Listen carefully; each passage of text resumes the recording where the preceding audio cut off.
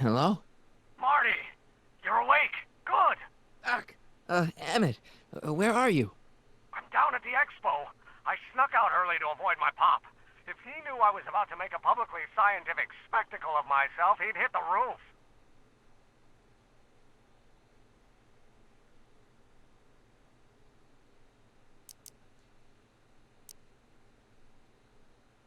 You know, you really should try to work things out with your dad. If you give him a chance, he might just surprise you. I'll keep that under advisement. But first, I need you to perform an important mission. On the table next to my law books, there's a device plugged into the wall. I think I see it.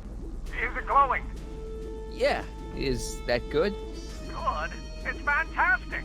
Glowing means my static accumulator is charged up and ready for action. Bring it down to the high school and we'll... Damn. What? It's Edna. But... Okay, Emmett. One static accumulator coming up.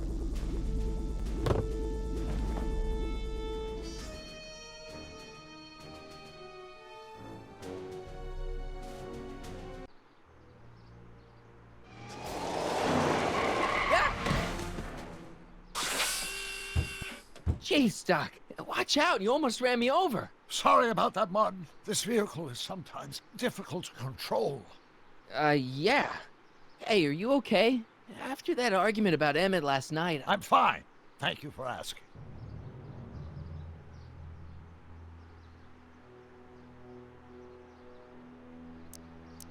Where have you been all night? I've been driving around, looking up old friends, thinking things over. Okay. So is that what I'm destined to build for the expo?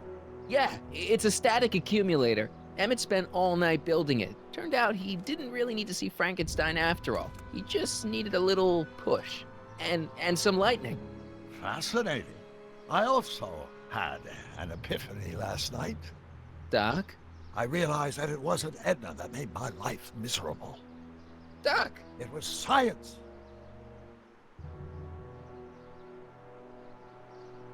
You can't give up science. You love science. Correction.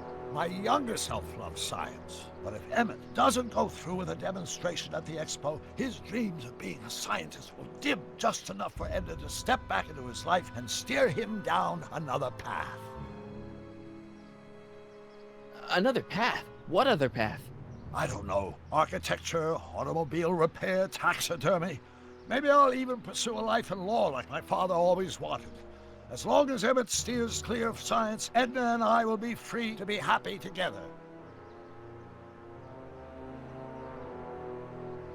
You can't want Emmett back with Edna. She used you to turn Hill Valley into a police state. She used my science to turn Hill Valley into a police state. But if I don't become a scientist, she'll never get the chance to vent her crazier ambitions. Doc, I'm begging you. You haven't thought this through. Haven't I? I guess we'll both find out. One thing's for sure, Emmett Brown's life will be a whole lot less complicated without a time machine in it. No! Ah! What the hell? Where'd it go?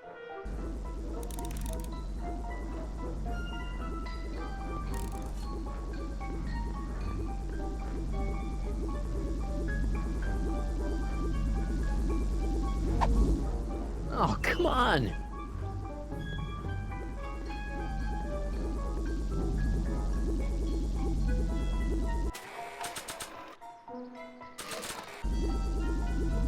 Here, little static thingy.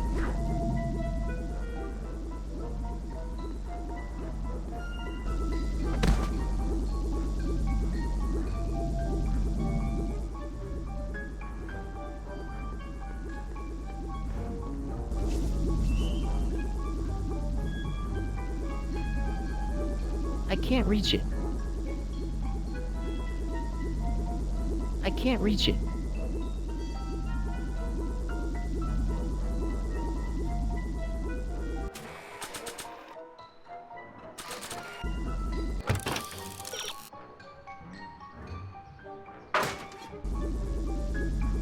I can't reach it.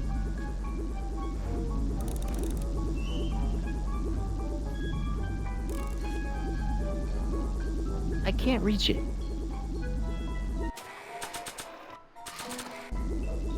Nah.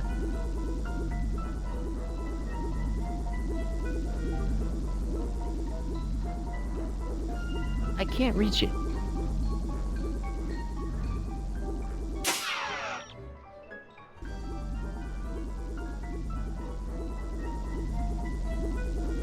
Gotcha!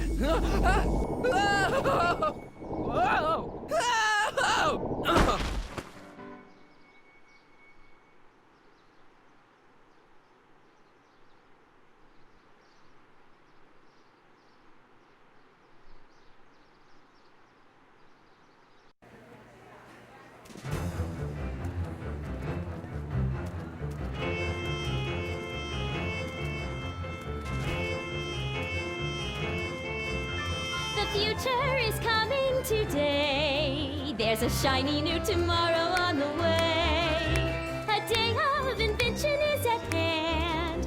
It's a mystic, futuristic wonderland. Just around the bend, my friend, you'll see a dream or two. If you care to dream and dare to dream, your dreams can all come true. There's a world of wondrous wonder on display. Because the future is coming today. Not bad, eh? Not bad at all, but I thought you fired her. I found a loophole. What kind of loophole? Just a loophole. You're not the only one who's allowed to have secrets, you know. All right, all right. Say, don't you have to get that whatchamacallit to Emmett Brown's booth? Huh? Oh, yeah, right. Because the future is coming. It's almost here now. The future is coming. It's getting clear now. The future is coming today.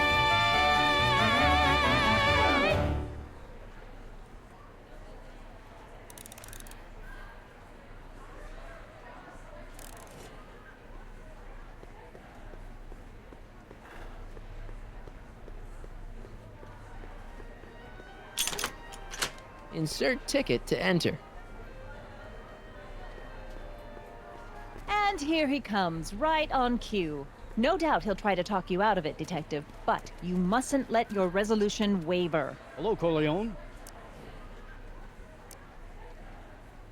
Where's Emmett? What? Is he missing? Don't you recognize a ploy when you see one? Now, do your duty.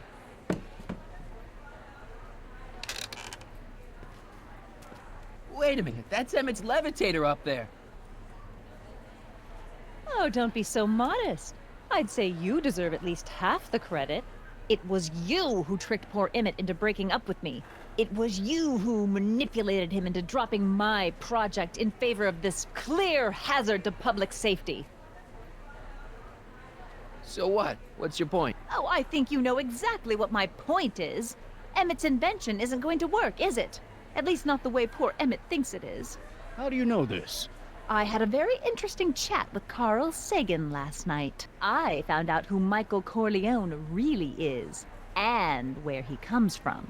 Is there something you want to tell me, Michael? Why don't you call him by his real name? Yakov Smirnov. Thanks a lot, Doc. An anarchist! A foreign agitator bent on sowing chaos and destruction in the Hill Valley Expo! Annie, you don't believe any of this bullshit, do you? Sorry, Yakov, but I really don't have a choice. Very good. And now, arrest this subversive. Come here. Look, here's the thing. I happen to believe this dame's got a screw loose, but she's been getting some clout in town ever since that business with Kid Tannen. But Emmett's gotta fly that electrokinetic levitator at this demo. His whole future depends on it. And my future depends on making sure he doesn't. The chief reads her column religiously. Well, if I don't do what she says, she's gonna start a campaign to have certain tainted officers removed from the force. Isn't there anything I can do? Not unless you've got some dirt on Edna. Something that'll discredit her in the eyes of the law. Well? I'll dig something up. You do that. In the meantime, you and young Mr. Brown better... where is he anyway? Wait, you haven't seen him? Emmett? Has this foreign radical done something to my Emmett? Maybe you should find him. Oh, you're letting him go? This radical subversive? Just like that? Okay, so I gotta find Emmett. And do something about Edna.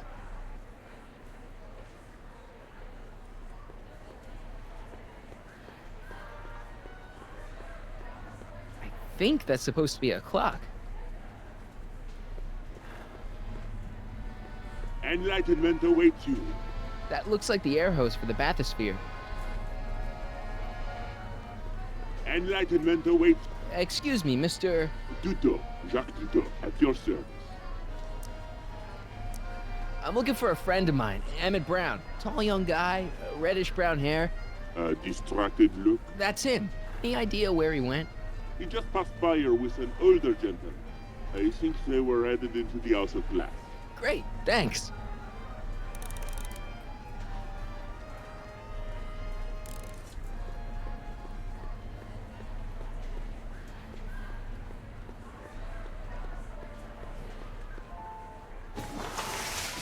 Welcome to the phone booth of the future, made with Atlas glass.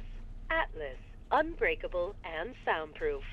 Our phone is hands-free, so you can enjoy a sandwich or a cigarette while chatting with friends in perfect privacy. Would you like to place a call?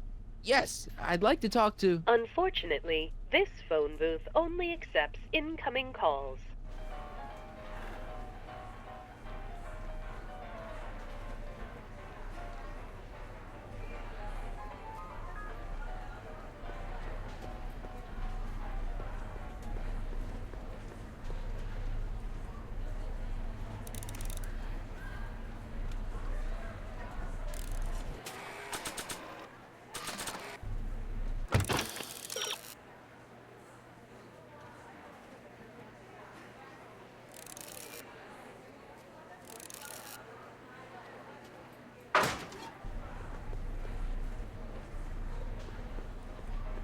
Hi, Trixie. That's Techni to you, kiddo.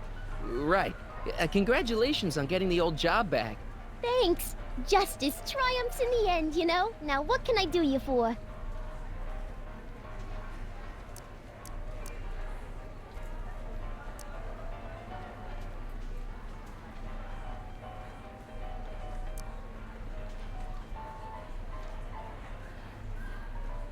So, which exhibits do you recommend? The most popular attractions are the Glass House, the Future Furnishings, and of course, Enlightenment Under the Sea. You know who that is under the diving helmet? That's Jacques Duteau himself. Of course, you need to get tickets if you want to see the main attractions. How much are tickets? Aw, put your money away. Here, we're kind of like family now, you know? Thanks.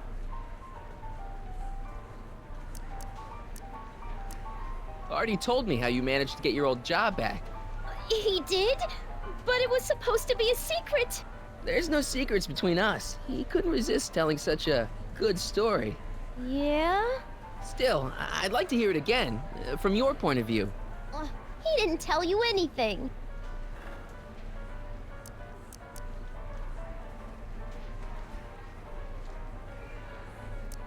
Happy to help.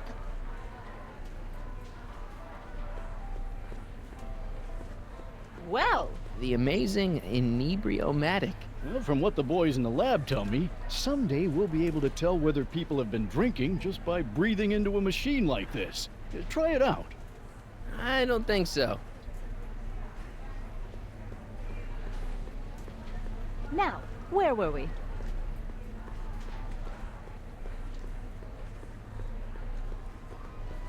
Enlightenment awaits you. It's some kind of deep-sea diving thingy.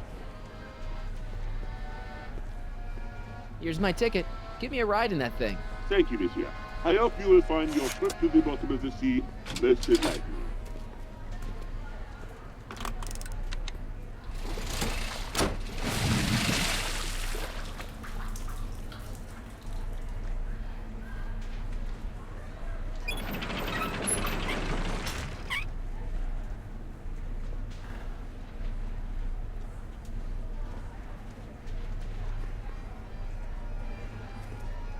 Well, Heavy.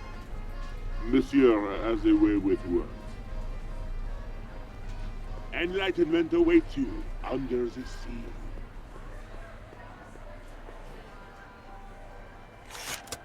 Welcome to the world of tomorrow, where a man's home is truly his castle.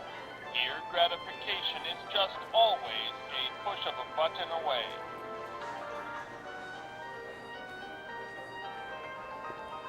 A fully equipped home entertainment center. So, where's the ColecoVision?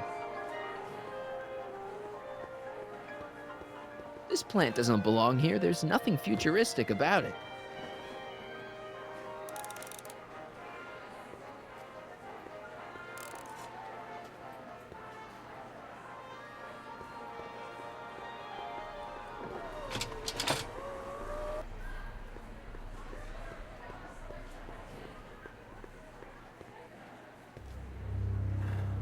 Hey, Emmett, come out of there. Don't listen to him.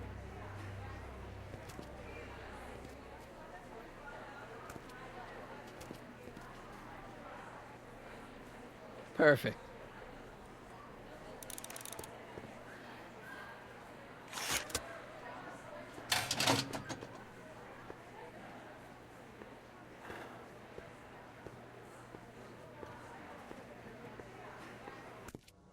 Welcome to the Atlas House of Glass, the future of domestic life. Okay, Emmett, let's get you out of here. Emmett! Emmett, don't listen to him. He's crazy. I'm still not sure about this business proposal, Mr. Sagan. Let me explain it again. Atlas Glass, unbreakable and soundproof. Soundproof glass. Great. Our living space can be configured to meet the needs of any family. Need a private study? Simply slide the walls in, or slide them out again to create a spacious banquet hall. Greetings again, mortals! This is Techne, Muse of Progress. Hoping you're all having a swell time taking in all the exhibits. Don't forget, you can purchase tickets to our main attractions right here at the information booth.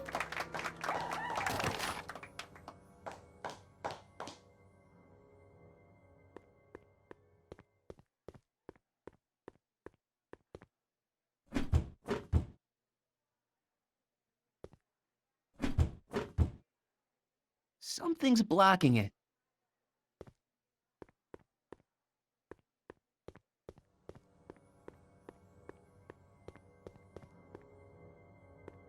Emmett, get out of this place and back to your booth. You're gonna miss the demo. Come on, Emmett, look up here. Ah.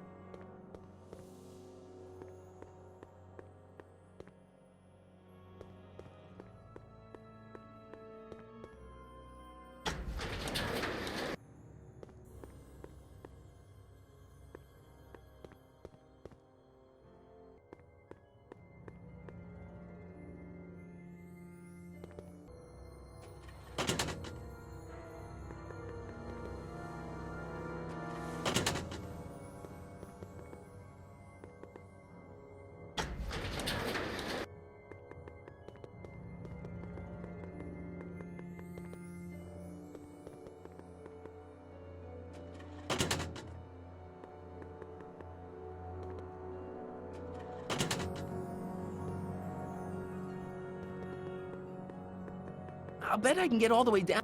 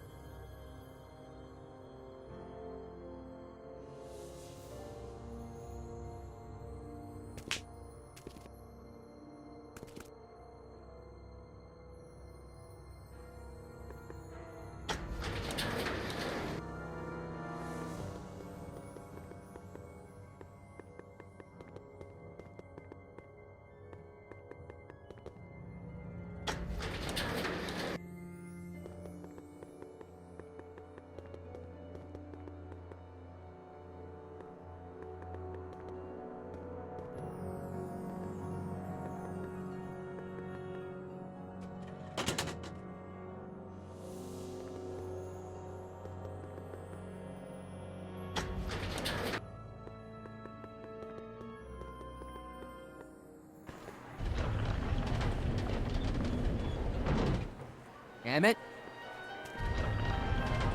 Where'd you take him now, Doc?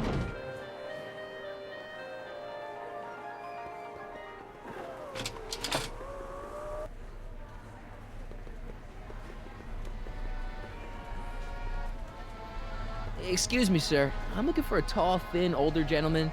He might have been with a tall, thin, younger gentleman.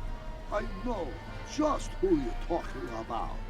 Hey, just left about a minute ago. If you hurry, you might catch them. I know you're in there, Doc. Doc?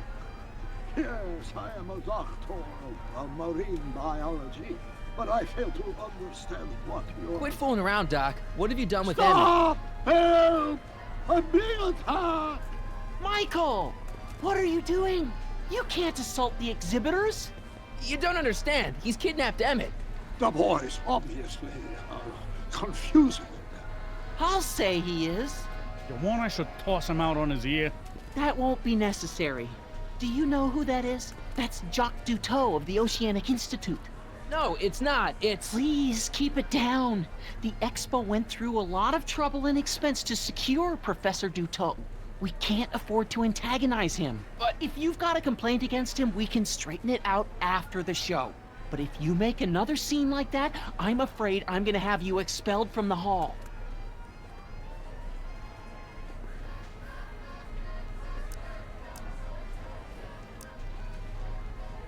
Take off your helmet. I prefer to leave it on. The inland air is difficult on my sinuses.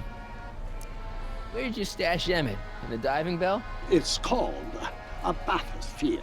Aha! So Emmett is in the bathysphere. I don't know what you're talking about. We're not gonna get away with this, you know. As they say in my country, que sera, sera. Here's my ticket. I want to see inside that bathysphere. I don't think so.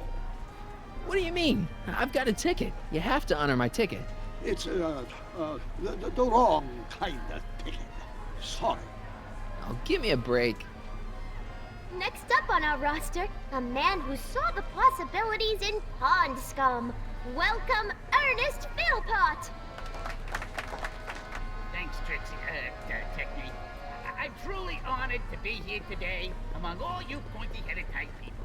Like the lady said, I labor in the field of pond scum. Algae, ladies and gentlemen, is a mysterious and little-known... That looks like the air hose for the bathysphere. Through diligent study and countless... I ought to just go raise the bathysphere myself. I believe I don't can think unlock the so. secrets of this noble vegetable. Is And I Punk am giving here you to trouble, present Mr. my Duteau? discoveries to a disbelieving world. Algae cakes, ladies and gentlemen, is the next wave in the agricultural...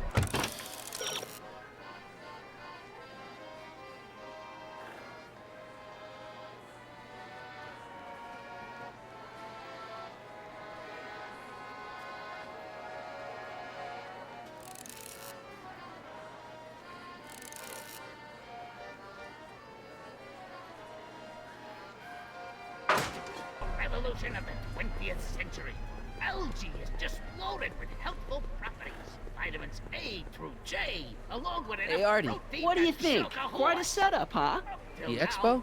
Sure, but I was wondering. All this nutrition on account of the less than appetizing nature of the algae herself, but sweetened with corn syrup and held together in solid lumps through the miracle of gum arabic. The algae cake. This ticket should get me into any exhibit on the floor, right? Sure, that's a P-ticket. Well, the guy at the aquarium is refusing to honor it. There must be some mistake. Come on, let's straighten this out. Professor Duteau, this young man claims you refused to take his ticket. Not at all. I'm only too happy to take his ticket.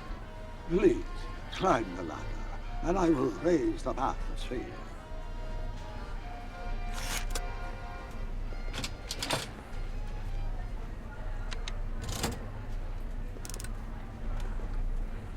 Mon Dieu!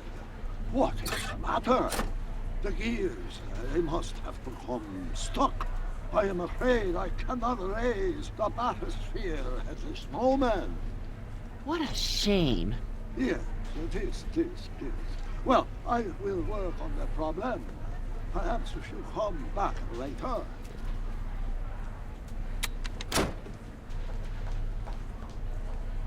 Thank you, Ernest. Do be sure to drop by his booth and sample an algae cake. I have, and it was very interesting. I will be back later to highlight another of our fine exhibitors. See you soon.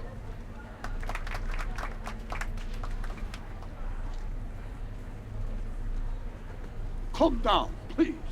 The bathysphere exhibited.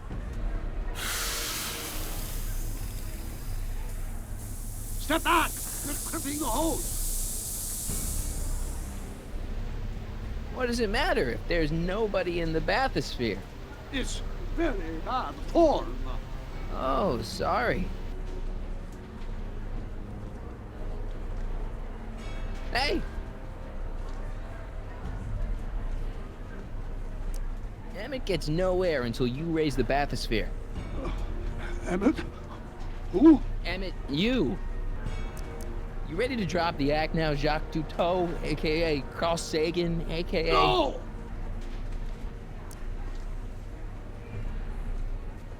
I'm just gonna keep holding this air tube closed until you raise the bathysphere. I wish you wouldn't. Why not? There's nobody in the bathysphere, right? You know what happens when the air runs out, to both of you. Step off the hose! Raise the bathysphere, Doc.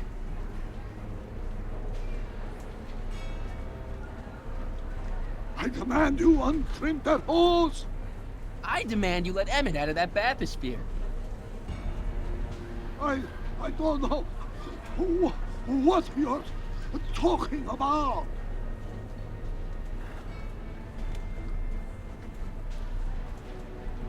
Step off the hose! Raise the bathysphere, Doc. I won't do it! Then neither will I.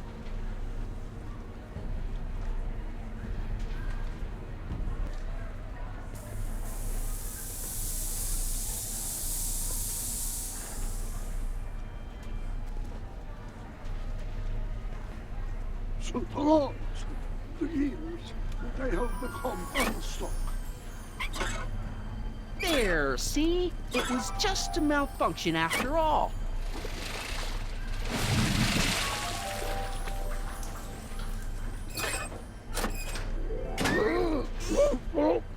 Let's get you out of there. Emmett Brown? Then it was true. Hey, you. Hey, he just took that guy's wallet. I think he took his wallet. Oh, remind me not to become an oceanographer. I guess I must have a touch of claustrophobia. Never should have gone in there. Well, we've all got problems. Now, you'd better get back to your booth Funny before... thing is, I don't even remember going in there. Last thing I recall, I was in the glass house talking to Carl Sagan. Did you know he's really a scientist? I'd heard. What did he say to you? Oh, he had some sort of spur-of-the-moment business proposition. It was all very rush. I never got the details. It would have meant leaving before the expo was over, so I told him that... Say, where'd he go? Do you know? Carl Sagan? He had to leave. One of his experiments blew up on him. No, I know how that is. What's this? Oh, yeah. Edna made Detective Parker shut down your booth. He says he can't go against her. Oh, yeah? Unless we dig up some dirt that'll discredit her in the eyes of the law. So that's what we'll do.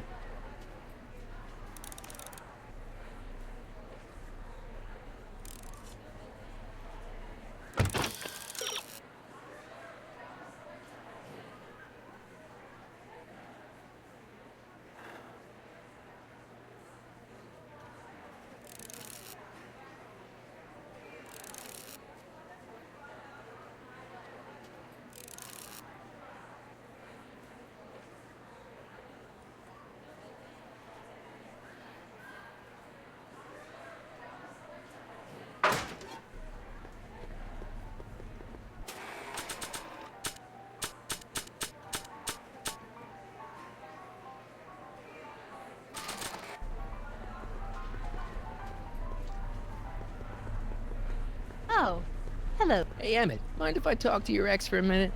Could you? The detective and I need to have a rational conversation about my invention.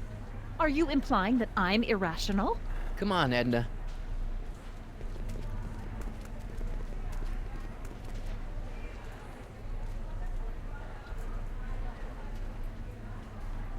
Why are you still involved in Emmett's life? I thought you broke up with him. I did, but then your friend, Mr. Sagan, told me about your scheme to interfere with our romance. Not a very nice thing to do, Comrade Smirnoff. I haven't got time for this. That's funny. Soon Emmett and I will have all the time in the world.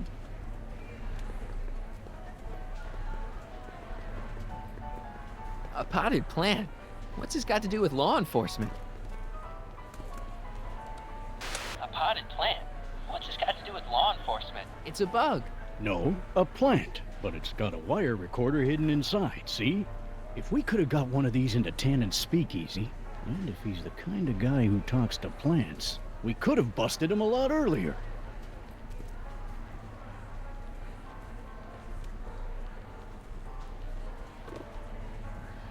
Hey, don't walk off with the recording plant. It's the only one I got.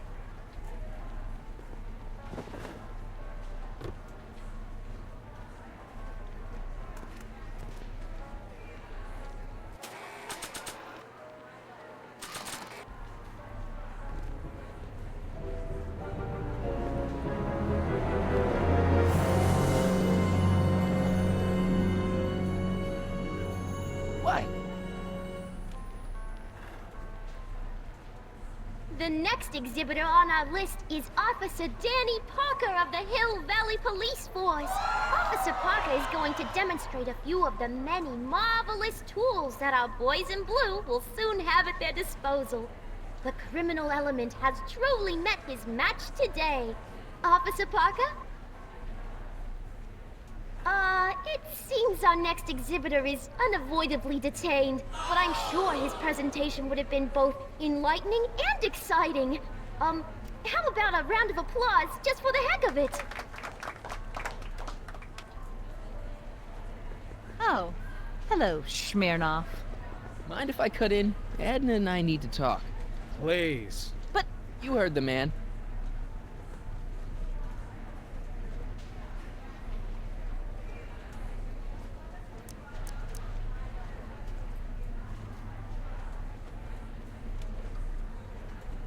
Why is Parker so willing to do your bidding?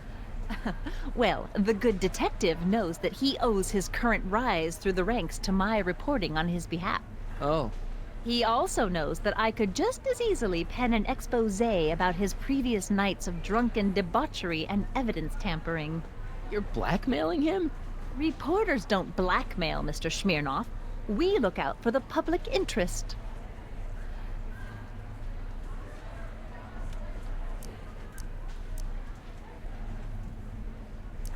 Have you seen Mr. Sagan around here anywhere? No, and I wouldn't tell you if I had. He's more than a little scared of your anarchistic tendencies. You don't really think Emmett's gonna want you back after you crushed his heart and tried to stop his demonstration at the expo, do you? Not at first, no. But eventually he'll realize I've got his best interests at heart, and he'll come running back to me like one of those dogs he loves so much. But you hate dogs. Yes, ironic, isn't it?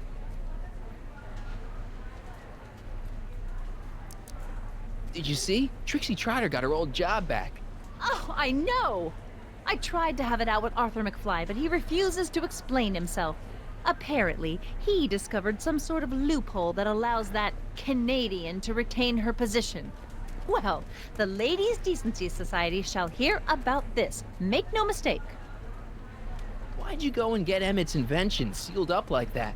I had no choice. Once Mr. Sagan told me about your attempts to radicalize my poor Emmett, I knew I had to stop him from going through with your dangerous invention. But it's his invention, and it's not dangerous. Okay, maybe it's a little dangerous, but only to him. That's for the authorities to decide.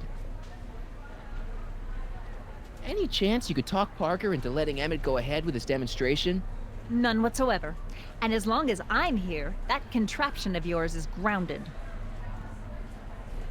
I know your deep, dark secret. Secret? What secret?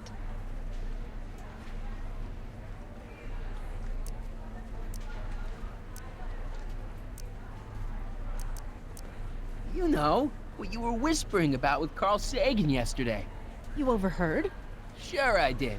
And you did a really lousy job at, burying the body. Oh, you didn't hear a thing. What I was talking about with Carl Sagan is between me and Carl Sagan. I know your deep, dark secret. Pretending like you wanted to put Kid Tannen away when all the time you were working for him. Oh, how preposterous. I know your deep, dark secret.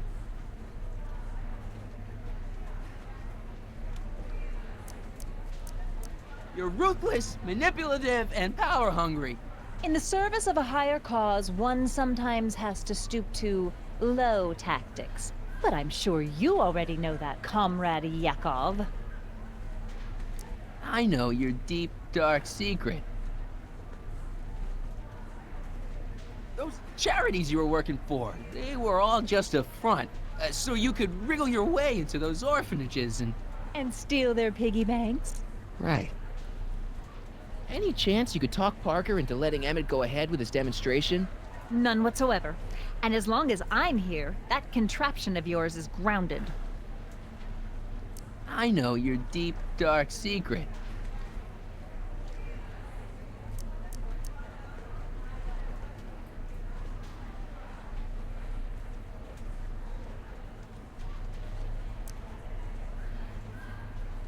You know, what you were whispering about with Carl Sagan yesterday. You overheard? Sure I did. And you did a really lousy job at, burying the body. Oh, you didn't hear a thing. What I was talking about with Carl Sagan is between me and Carl Sagan. That's funny. Soon Emmett and I will have all the time in the world.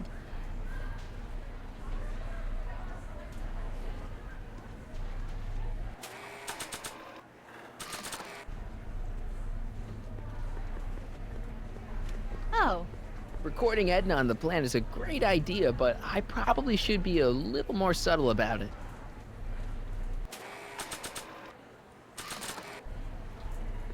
I probably shouldn't play this back for Parker until I have something juicy about Edna on it.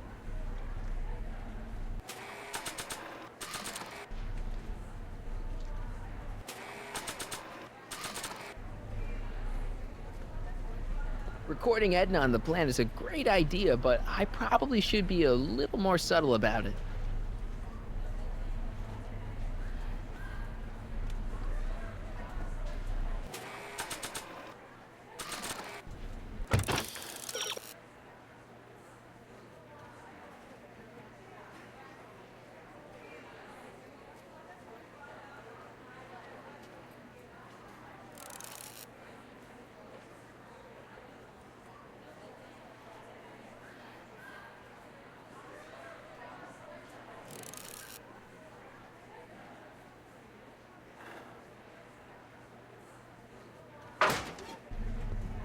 Now, there was something else I wanted to say. What was it? Oh, yes.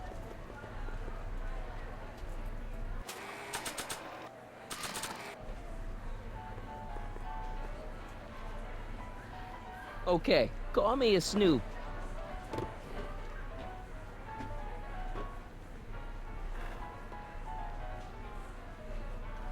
Greetings, forward thinkers of Hill Valley.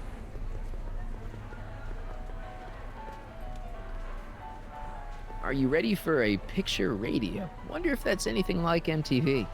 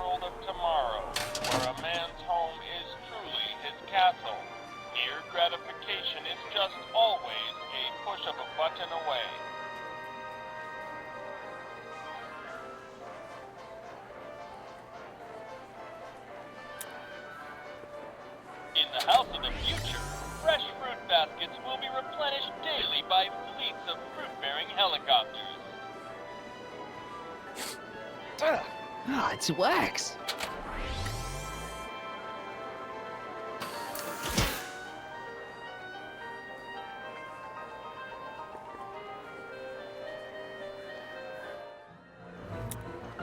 In the House of the Future, phone conversations will be completed in the privacy of the personal phone helmet.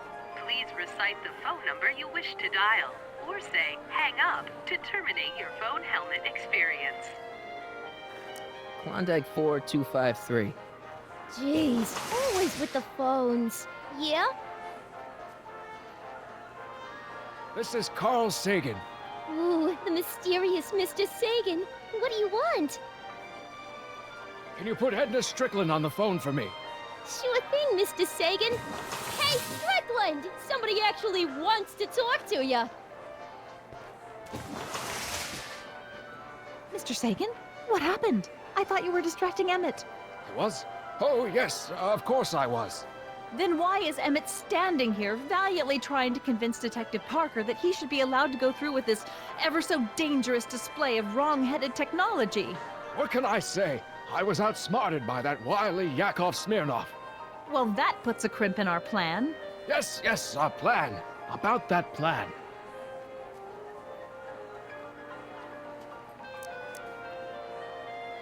Regarding, you know what? You know what? The little matter we were whispering about yesterday. Oh, that! As a matter of fact, I'm glad you brought it up. I was thinking, wouldn't it be a good idea to pin it all on Yakov Smirnov? Pin what on him exactly? You know, it! Oh, I get it. You're still sore about going to jail. That was the dog's fault. If he hadn't come glumping up to me right after I started the fire, I could have gotten clean away, and I never would have had to divert suspicion to you. She's the speakeasy arsonist. Carl, is somebody with you? No, it's just you and me. You know, I don't think I ever asked you why you burned down all those speakeasies. Why? Because no one else was doing anything about them. Every night they'd open up their doors serving illegal drinks and loose women, flaunting their depravity to the world, and the authorities did nothing. So I did what any right-thinking, rock-willed woman would do. I took action. Oh, and such a gorgeous action it was, too. The fires were so beautiful. The alcohol made them go up in such pretty blue flames. Where was I? You were explaining why you burned down the speakeasies. Yes. Did you find my answer to your liking? It was very revealing. Hang up. What? Jeez, Edna was always a loon. I hope that confession's good enough for Parker.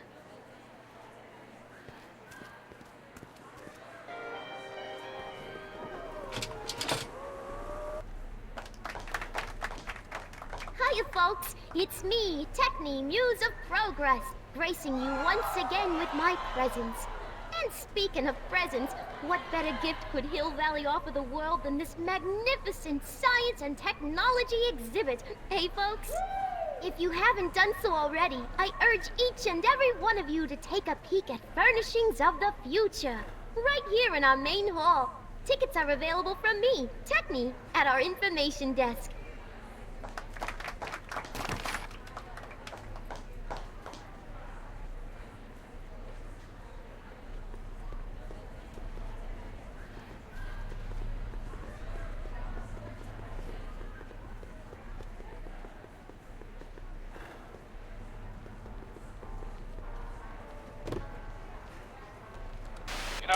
I don't think I ever asked you why you burned down all those speakeasies. I think a lot of people are going to be interested in that answer.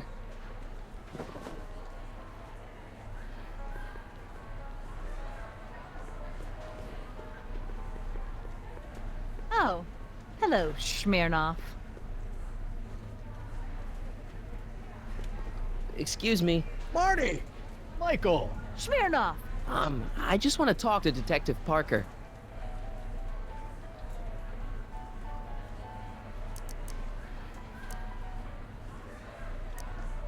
You know how you said you'd defy Edna if I could dig up some dirt on her? Yeah? You got some?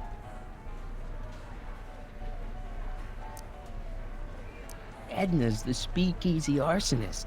That's an interesting theory. It's the truth. I heard her confess. Well, I didn't hear it, so I'm afraid it's your word against hers. And no offense, but her word carries a little more weight around here than yours does. Thanks. I'll be back. Well, I hope so. You've got to get this albatross off my neck. Well, did you put the screws to him? Did he confess?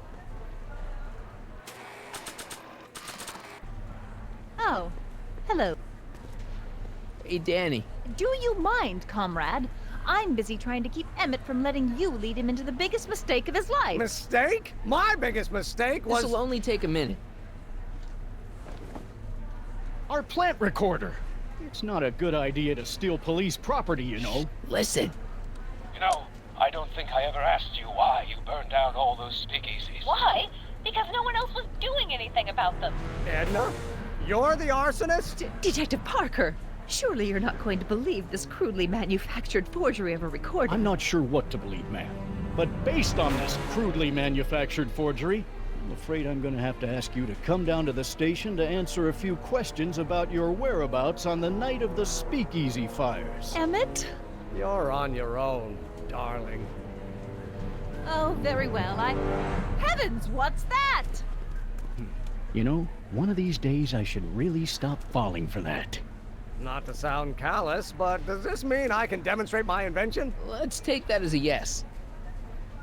Greetings and salutations to all our honored guests. I am Techne, Muse of Progress, and it is my pleasant task once again to highlight one of the great minds who was hard at work building a better tomorrow. I think that's me. I'm next on the roster. But are you ready? I don't have a choice. Did you bring the static accumulator? Oh, right. Here you go. Great. Come on, let's get up there. Has been hard at work dreaming up gizmos and banging them together in his garage. And who knows? One of this kid's gizmos just might take off and change the life of everybody in town. Could it be the very thing he's brought to share with us today? It wouldn't be the first time the world was changed by a kid barely That out ought to do it. Are the block bearings all in the raised position? Block bearings, block bearings. Raised position, check. Then it looks like all systems are go. She was only 19. Wish me luck. So hold your Snickers. Don't have to. Prepare to be wowed. Ladies and gentlemen, I give you Emmett Brown. Objection! Objection, Your Honor! I hereby demand that the scientific demonstration of one Emmett Lathrop Brown be terminated and forfeit by reason of insanity. I declare him to be in contempt of me, his father. Where is he? Hand him over this instant! Ugh, that boy! You don't think you can shelter him? Maybe Emmett would come out from wherever it is he's hiding if you tried the reasonable approach. This is the reasonable approach.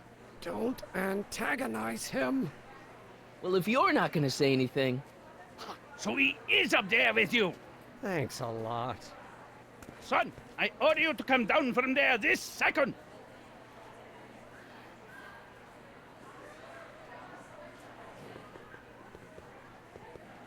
I want to speak to my son. Emmett's not ready to talk to you directly. Oh, God. I suppose you're his mouthpiece? I guess so, yeah.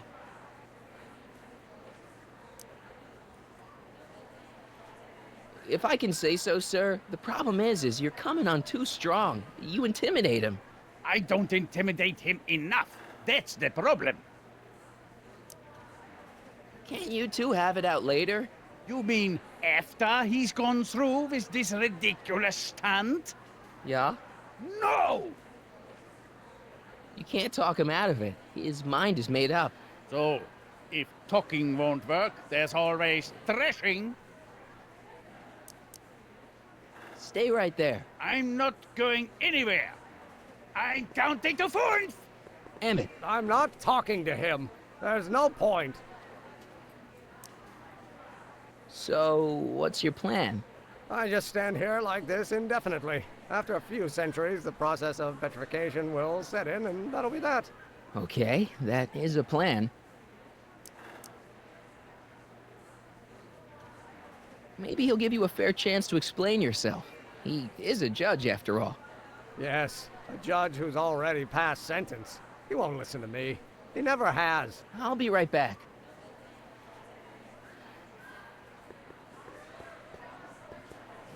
So, is your client prepared to make a statement? He says it's no use talking to you. You never listen? That only shows how pig-headed he is. Of course I'll listen. If he can justify his craziness, I'll be only too happy to indulge it. Stay right there. Fear! Emmett. I'm not talking to him.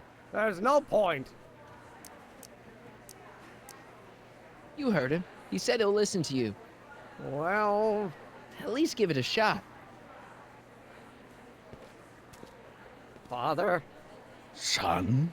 You've never understood the first thing about me. All you want to do is step on me, squelch my natural instincts. You don't know what it's like to be young. You don't know what it's like to have dreams, to have ambitions so great and so powerful that they've got a life of their own. And it's all you can do to hang on for dear life while they gallop on where they must.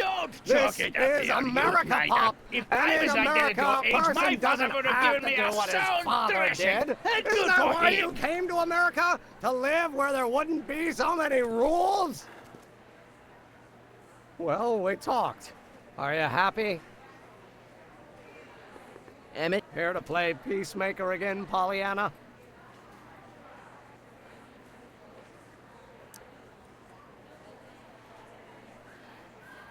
Deep down, he's just worried about you hurting yourself. No amount of physical pain could equal the pain he's already inflicted to my spirit. I don't know.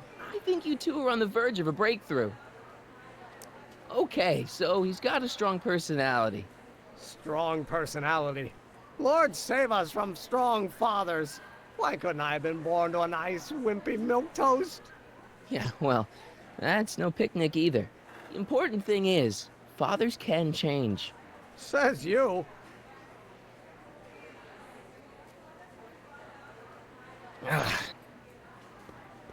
Please, you gotta get out of Emmett's way. I have yet to hear a compelling or even coherent reason why.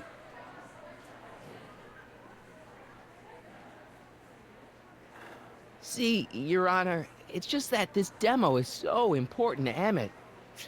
A childish kerfuffle. He'll forget all about it in 2 weeks' time. That's what I'm afraid of. Emmett's just... stubborn, willful, single-minded, incorrigible, and obsessed. Okay, but if you look at it from the right angle, those traits are kinda... good. That may be your angle, Sonny, but I'm not so sure it's the right one. Make no mistake, those are traits that lead to trouble. He gets them from his mother. Look, Your Honor, you don't see it, but there's an awful lot riding on Emmett's demonstration. All the more reason why I've got to put a stop to it. Look me in the eyes, young man. I expect you know my son pretty well by now. Do you seriously think his exhibition is going to be a success? Sure, sure it will. Ha! You know as well as I how it'll end. Disaster! Maybe, and maybe not, but even if it does, I mean, isn't Emmett entitled to make a few mistakes? Emmett has exceeded his quota for one lifetime. It's my job as his father to see to it there are no more mistakes. Emmett's just trying to make a name for himself. Maybe things were different when you were a kid, but nowadays you gotta take chances. What do you know about taking chances? Try moving to a strange country where you don't speak the language with only $2 to your name. You? You bet your socks, me! And I made out all right, too. How'd your dad feel about it at the time? Papa? He was fit to be tied. He called me a disobedient little... So your father didn't approve of you coming to America? Well, Papa never really understood the younger generation. He came around a bit in the end, but by then it was too late to. Tell him I'll listen to him. I want to listen to him. If he wants to talk. Emmett?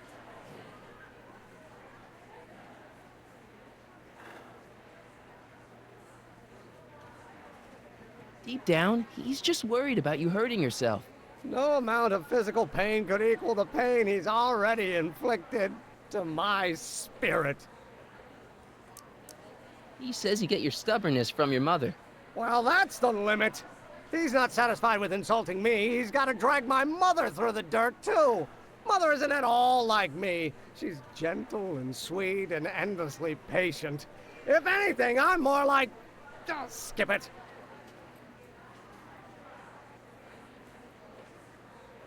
Okay, so he's got a strong personality.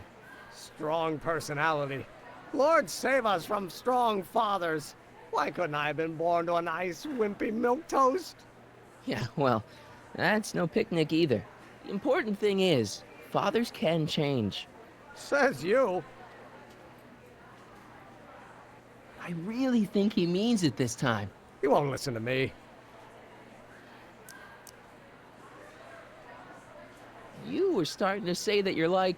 Skip it. Can it be that you and your dad? No, next subject. Emmett, stop being a dope.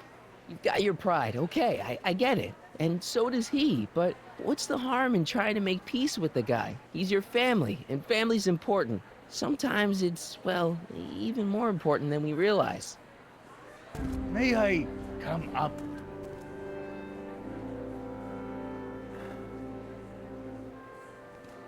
So, you think my new invention is a disaster waiting to happen?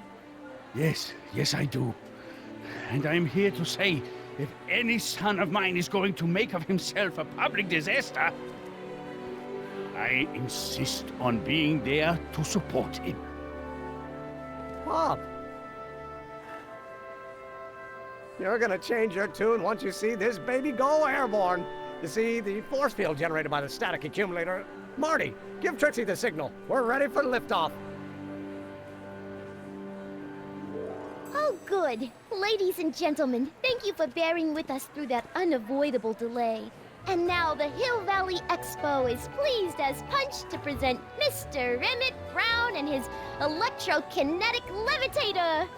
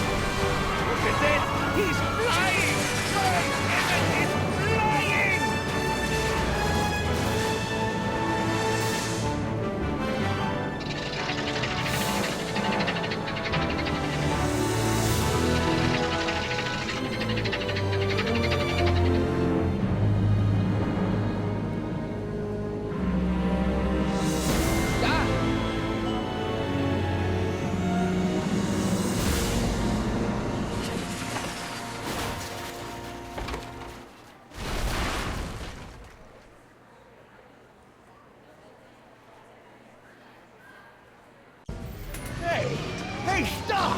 Get back here!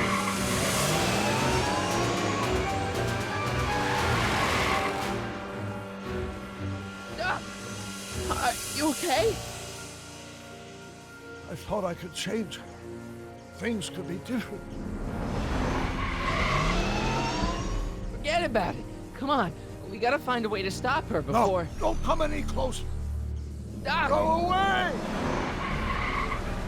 But... Move! Marty!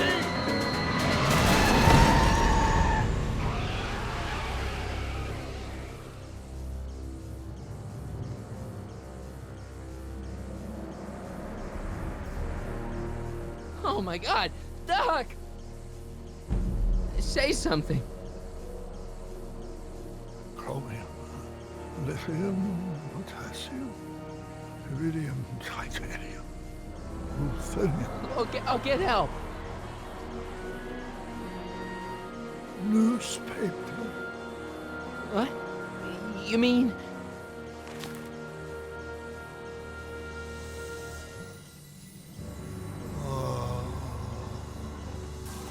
Gonna get you to a hospital, Doc. You're gonna be okay. Yes. Oh, I think I am going to be okay, Marty. No, come on, Doc. Doc, don't do this. Don't go.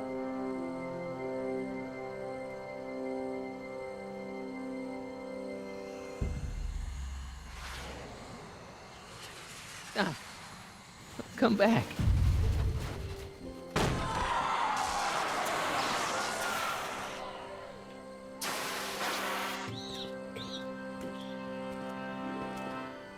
Doc?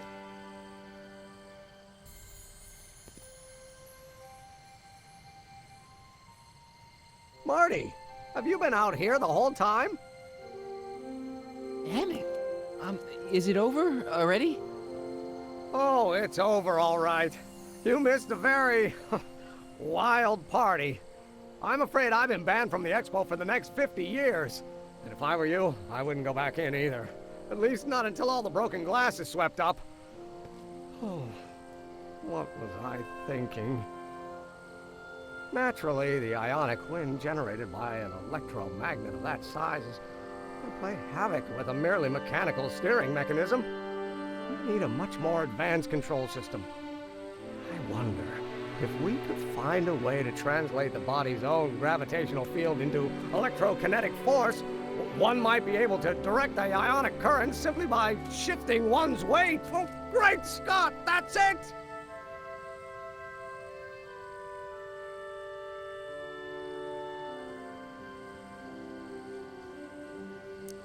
And you're not discouraged? Discouraged? By what? You mean what happened in there? Oh, that was a learning experience. The way I see it, it's those little mistakes along the way that advance us along the pathway of knowledge. Come on, there's no time to lose. Let's get back to the lab and... I'm sorry, is something wrong?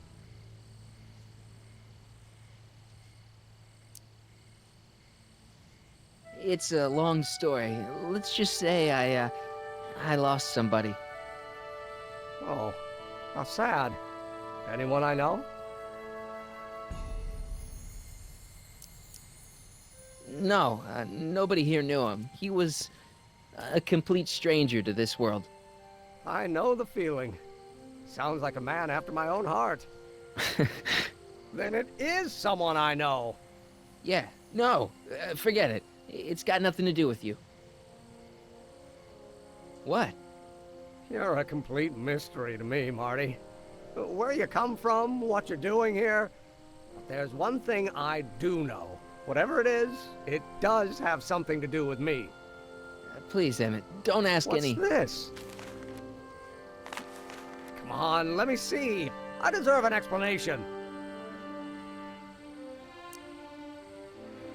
You wouldn't understand. Oh, yeah? Try me.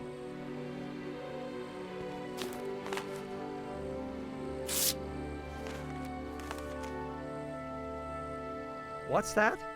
An explanation.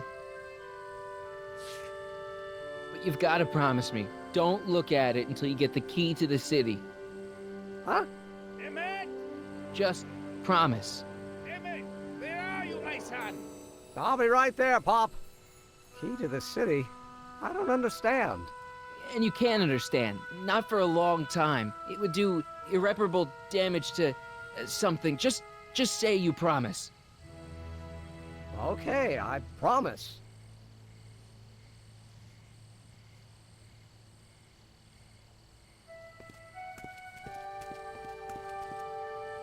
Wait, I will see you again, right? Guarantee it. Emmett!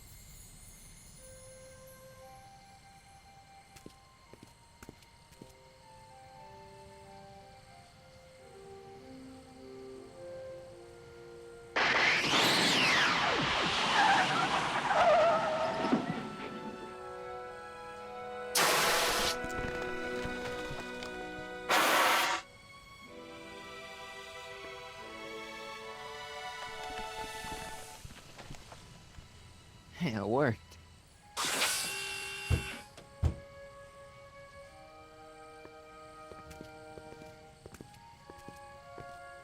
So, you were the same Marty. Funny how memory can play tricks on a person. I remembered you being much taller. How was the ceremony? Long. You've got a theatrical way of sending messages. Only way I could do it without messing up your timeline. Very clever. But what are you doing in 1931?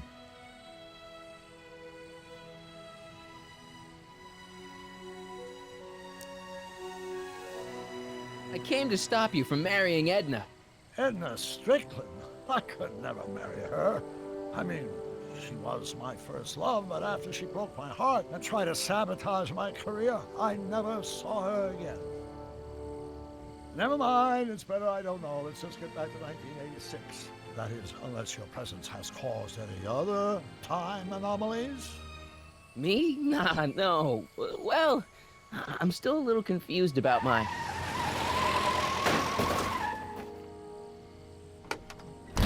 Where is he? Where's that no-good son of mine?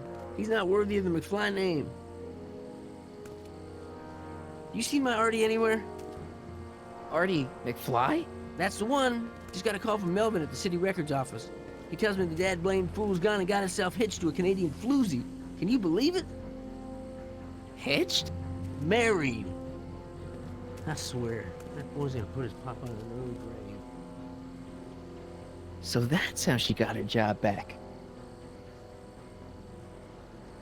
Ah, he's married the wrong grandma. I mean, Trixie's not my grandma. And if she's not my grandma, I'm not me. Wait, that was Great-Grandpa Willie. I met him when he was a baby. He peed on me. Holy crap, Doc, I'm gonna disappear again. Calm down, Marty. You seem reasonably solid right now. Whatever the problem is, I'm sure we can undo it with the help of... That car! Oh, great. How the hell did she get back here? She? You? You're not Edna. What's going on here? Is this some plot to put me in the nut house? No, it's all very simple, Danny. Oh, I'm sure it is. Tell me, did I or did I not just chase Edna Strickland off in this car? Not this exact car, but a car just like it. A car with a nasty habit of disappearing into thin air? Well... Wait, Edna Strickland just disappeared in the DeLorean? If that's what you call it. It made a loud noise, and then wham! Nothing! Great Scott! Marty, do you have any notion what date she might have jumped to? None at all, Doc. See, that DeLorean's time circuits are out of whack. They could jump to any date at all. Oh, this is bad. This is very bad. Let's just hope she jumped into the future. The far future. If she's jumped into the past... You think she might mess up the time stream? Wait a minute. This is Edna. Of course she would mess up the time stream. Guys, you mind telling me what the hell you're...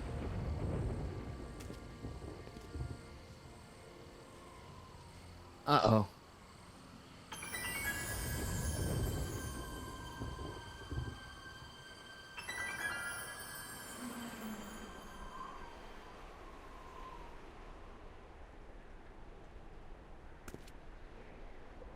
Doc? Did we just leave Hill Valley? No, I believe Hill Valley just left us. How? Something must have happened to it. A long time ago.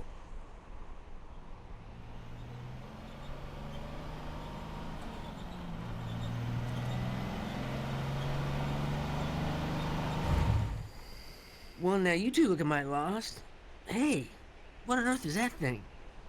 It's an experimental vehicle. Pay it no mind. Look, maybe you can help us. We're looking for Hill Valley. Well, which is it, a hill or a valley? No, it's a town. It's a town called Hill Valley. Hill Valley, a town?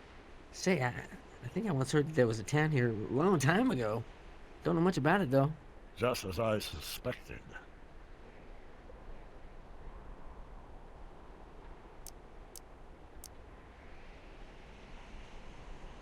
when did Hill Valley go away? Oh, heck, I don't know. That was all before I was born. Then whatever it was must have happened at least 45 years ago. Nobody much cares to settle around here nowadays. My dad tried to buy a farm in this area years ago, but he got run off by Scary Mary. Scary Mary? Well, that's what we all call her. Lives a couple miles from here.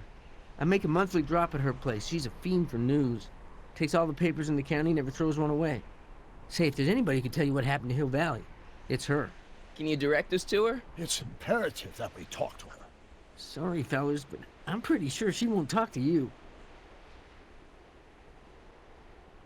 Why wouldn't she talk to us? The thing of it is, guys, Mary's older than dirt, but she's also a little tetched, if you catch my drift. She doesn't like strangers. I'm sure we can handle her. We'll be very polite. Please, we gotta see her. Well, okay, if you insist. Take a right turn just after the bridge, then follow the wheel ruts till they come to an end. You'll have to go the last quarter mile on foot.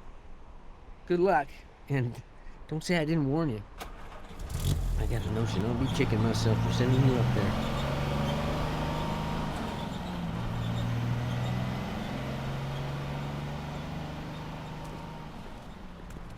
Can I drive?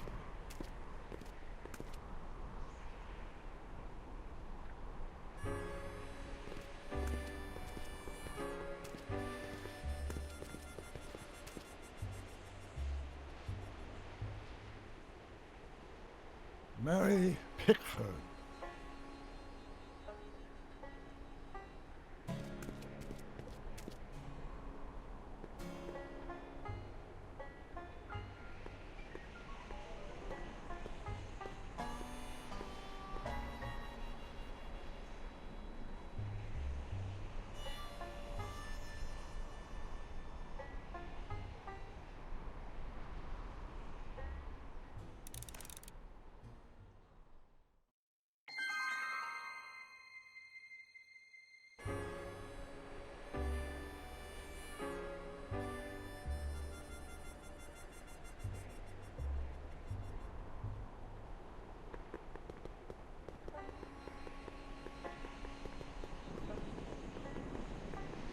Doc, it's a... Shh.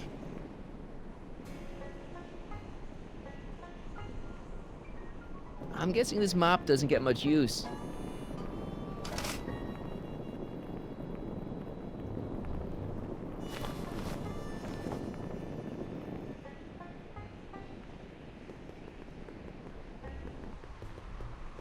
Look!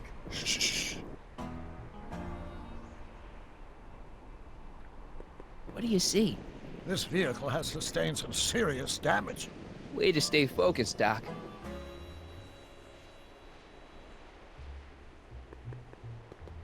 Mary Pickford.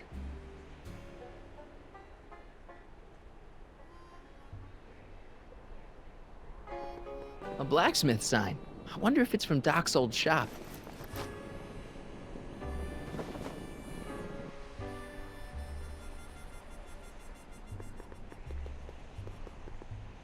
Look! Shh.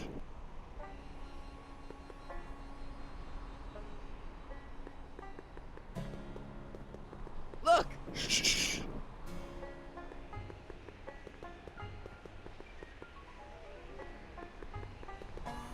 An old saloon sign.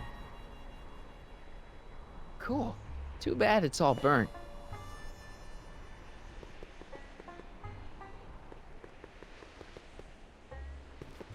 Step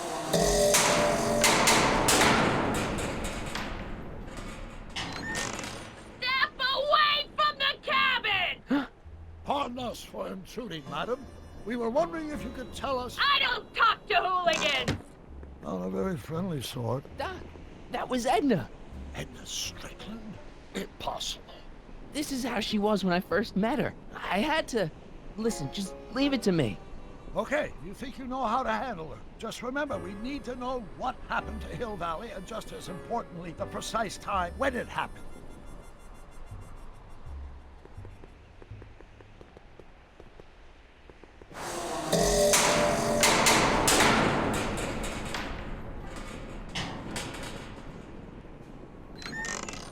Hey, Miss Strick. Who are you? Michael Corleone. That's a foolish name, and I make it a rule not to talk to strangers with foolish names. But we're not strangers. How do I know you?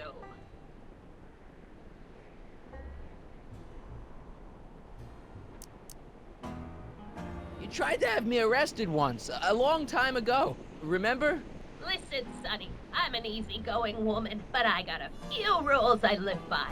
And rule number 1 is, I never, ever talk about the past! Or the future, neither. I don't talk about any day but today. I guess that didn't go so well. Of course she doesn't talk about the past, because there's something in her past she's trying to forget. But we're gonna pry it out of her. Go ahead, knock on the door again.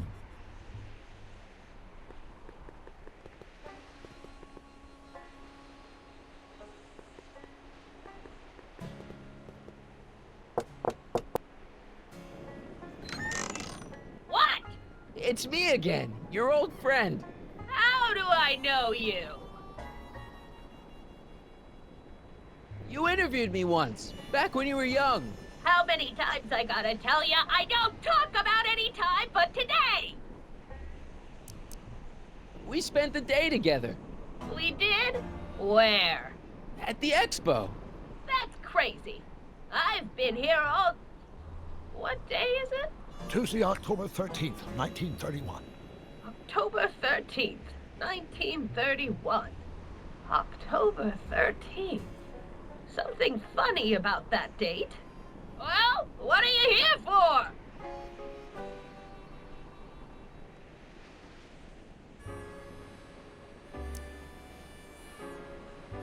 Listen, lady, you've got to tell us where Hill Valley went.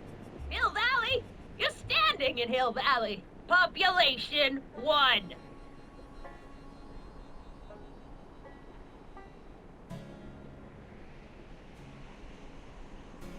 But there used to be a regular town here, right? Might be there was a town once long ago, or might be it was in the future.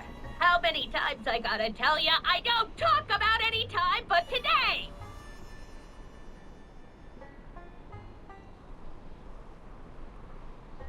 Come on, Miss Strickland. Miss who? Strickland. You're Edna Strickland. Take a look at the mailbox, Sonny. Name's Pickford. Mary Pickford. And it has been for as long as I care to remember. And like I told you, I don't care to remember! You see that car over there? You stole that from Carl Sagan, and you time jumped into the past. Me? Steal a car? You got a lot of nerve, Sonny. Everyone in town knows that Mary Pickford's the most law-abiding citizen that Hill Valley's ever had. And I don't give a fig about the past. I brought something for you. What is it? Let me see.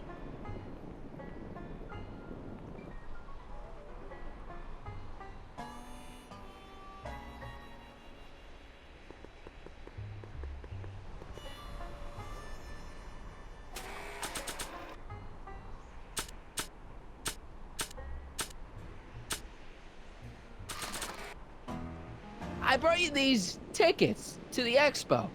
What expo? The expo you left when you swiped the DeLorean and jumped back in time. Stop messing with my brain. I don't know nothing about time travel, and I never did. And what's more, I never talk about the past.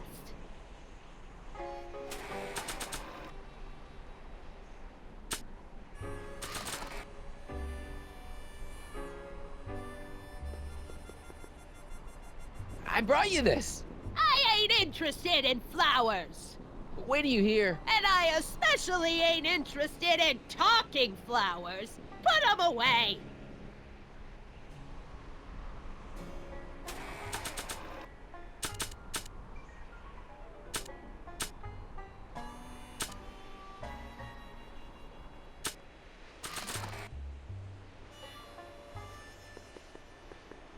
I brought you this. Already got one. We must have brought something Edna wants. Don't look at me. I didn't bring anything but myself.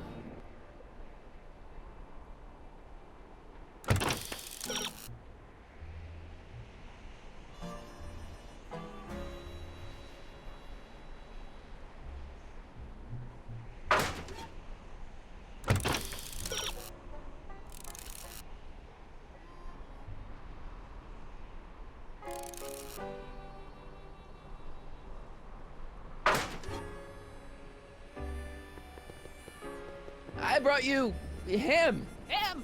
Who him? Him who?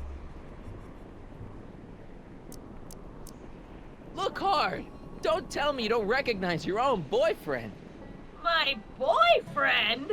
Yeah, he's all grown up. Come closer, fella. Marty, what am I supposed to do? Trust me, Doc. Just go with it. It can't be! Emmett! Yes, Edna. It's me. It is! It's October 13th, 1931! Oh, and you are Emmett! Emmett! Oh, how did I get so turned around? Have I been dreaming, or... Well, stay there! It's a classic case of repressed memory syndrome. Once the mental dam is broken, the subject is immediately plunged into the midst of the very scenes she's trying to forget.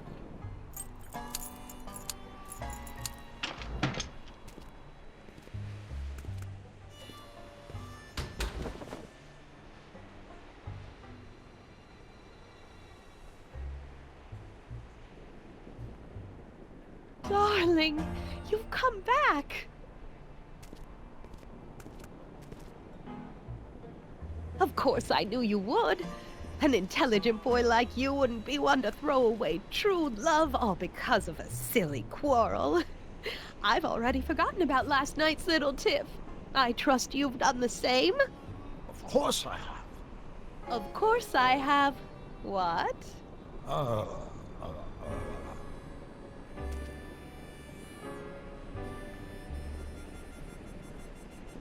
Sweet stuff.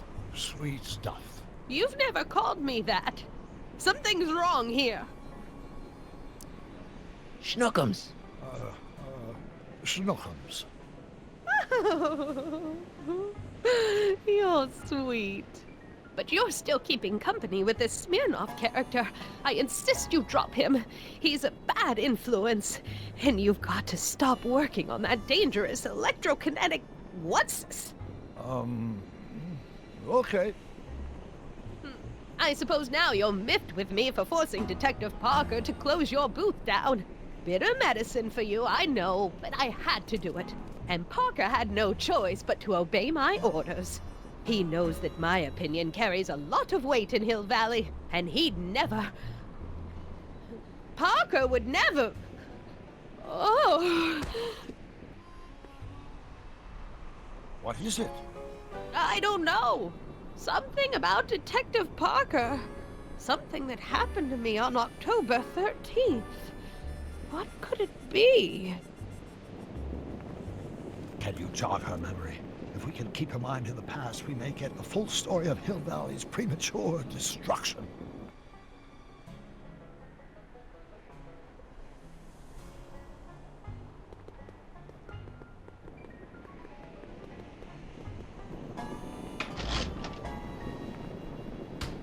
Yeah, I can wait.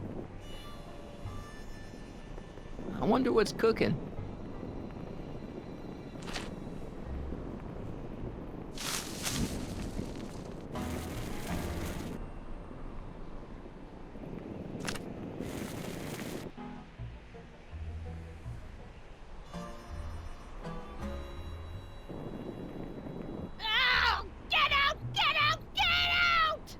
Don't upset her, Marty.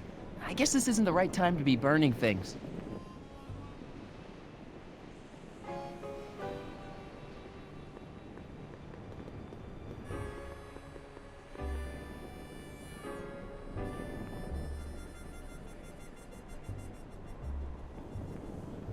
I hate to see it like this.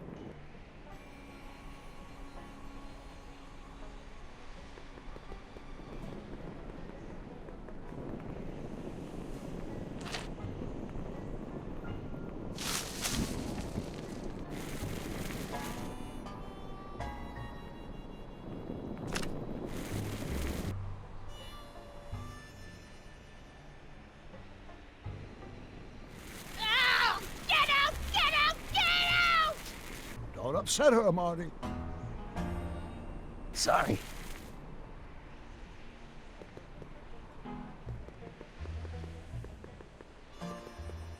This hat doesn't frame her face very well.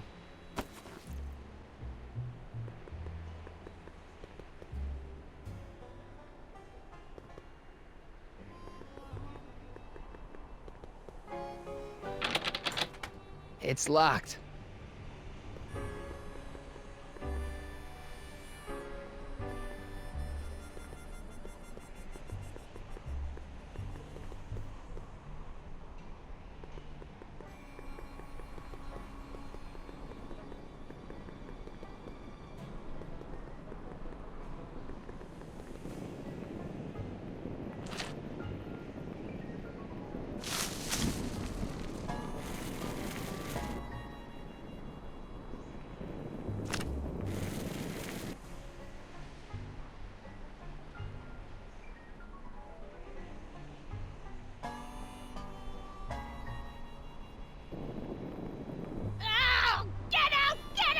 Don't upset her, Marty.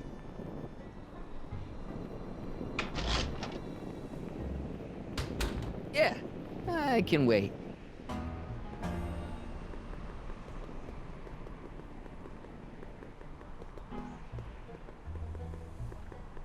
Mary Pickford. Now where would she pick up a fake name like that?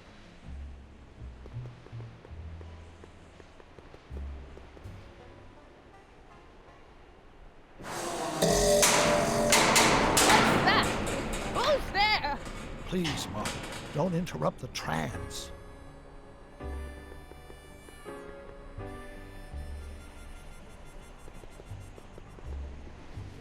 Edna's grandfather, Marshall Strickland. That's the same picture I saw in Edna's apartment, way back, in the future.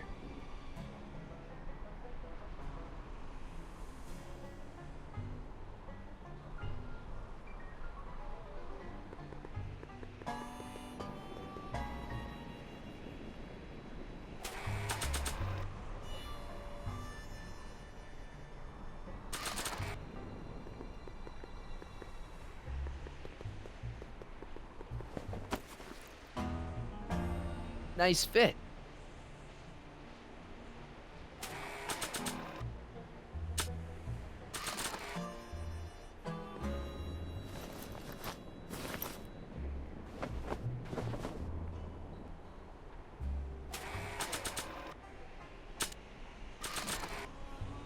Maybe not.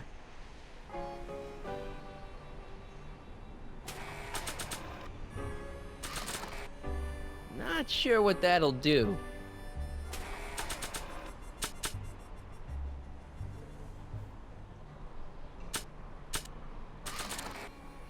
Not sure what that'll do.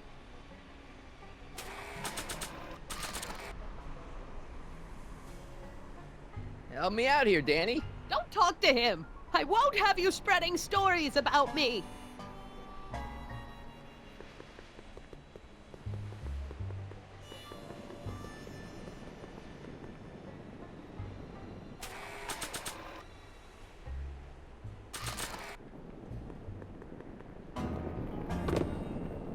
Talk about a watering hole.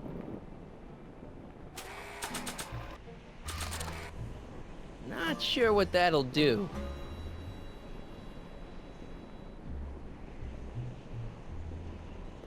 Not sure what that'll do.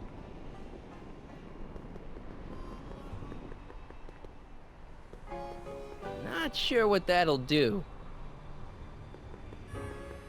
Not sure what that'll do.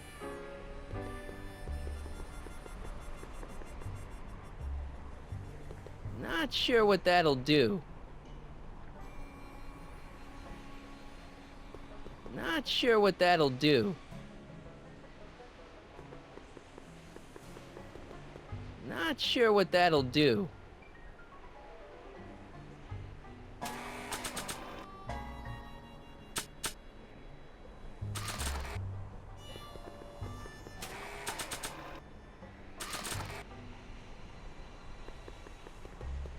Help me out here, Danny. Don't.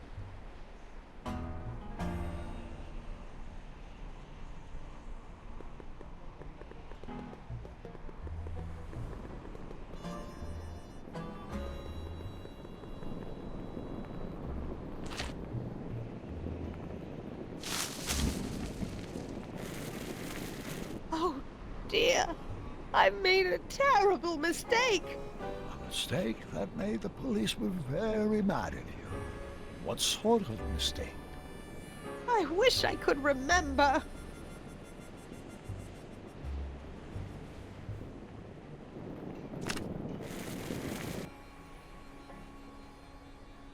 Ouch!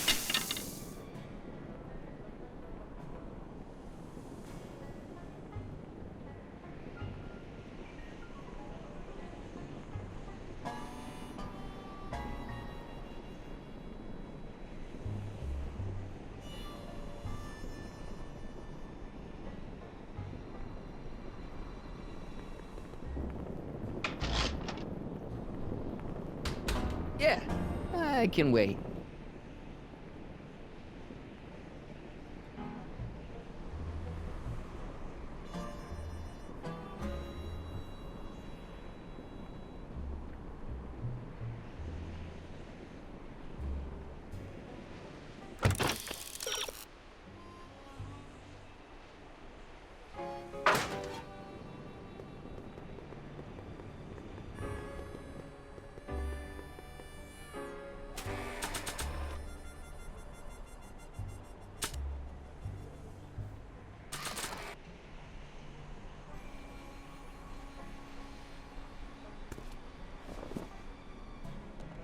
You know, I don't think I ever asked you why you burned down all those speakeasies. Why?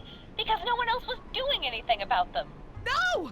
Turn it off, you imbecile! If Parker hears that, he'll...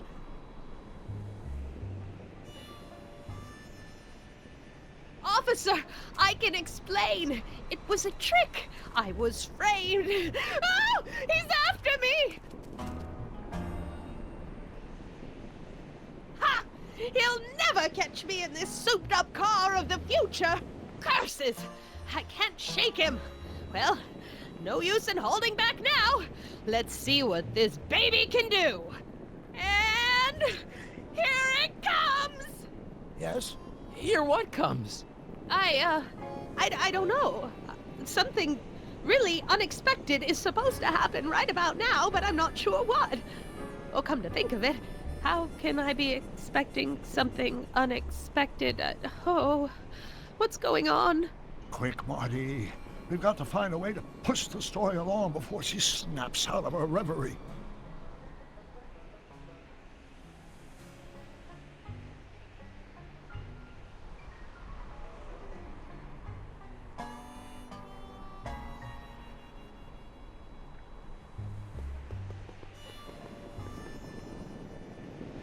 I don't suppose the flux capacitor still works.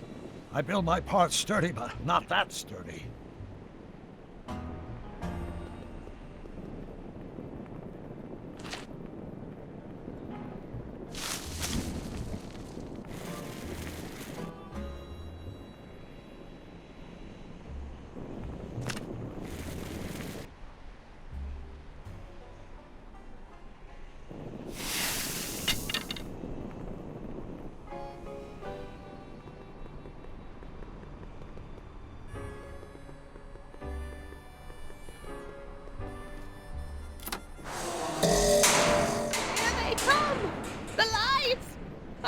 Transported! Where? Back! Back! To the past! What do you see? Hill Valley! But it's all different. It's so small and primitive.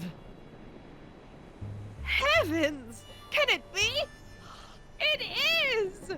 Is what? Grandfather! Big as life! Marshal James Strickland came to Hill Valley in 1869, shot by... I know, Doc. We met him in 1885. Remember? No! I must be mistaken. Grandfather didn't look like that. That man is an imposter! I'm not even sure it is a man! This is all very confusing. Where am I? Why am I thinking about the past? Get off my lawn, you kids! Better find a way to bring back Marshal Strickland quick. We've got to bring this story to a climax. Oh, Grandfather, how well you look. How well everything looks. How does everything look? Tell me. It's a bit rustic, to be sure, but all the buildings are so sturdy and well kept. And the young people of Hill Valley, they're so virtuous and upright. So unlike the degenerate specimens from the 20th century, and I know the reason why. Why? They haven't yet fallen prey to the vices of booze and debauchery. They are still in a state of innocence. I think I could learn to like living here. But who's this? Who? This big lout swaggering up the street, lips curled in an insolent sneer. He's a newcomer to Hill Valley. Beauregard. Beauregard... Tannen. Yes! Good guess. Look at him, acting like a big shot, throwing his money around. Stolen money, no doubt. Why can't they see through him? The two-bit phony! And now his plan becomes clear. He's bought a plot of land in town. He's going to put up a what? I don't know. It's something I don't like. Something evil. A saloon? In Hill Valley? Oh, he can't do that! Grandpa, you can't let him do it! You can't let that snake ruin paradise! Well, if they're all too blind to stop him, I'll just have to take the law into my own hands. I'll make sure this sinful establishment never opens its doors. I don't know what I'll do, but I'll do something. Something very conclusive.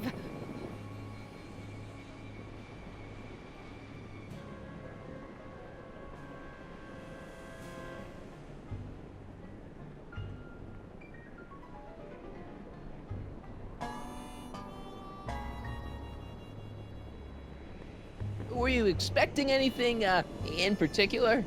I wasn't expecting you.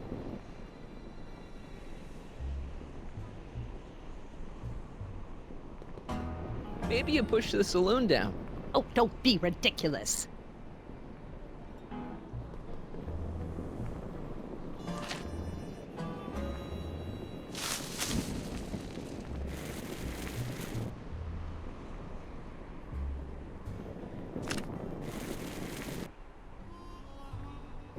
No, you're doing it all wrong. It'll never burn like that. First, we'll need some kerosene. Apply it liberally to the building site. No sense in being parsimonious. And now, watch.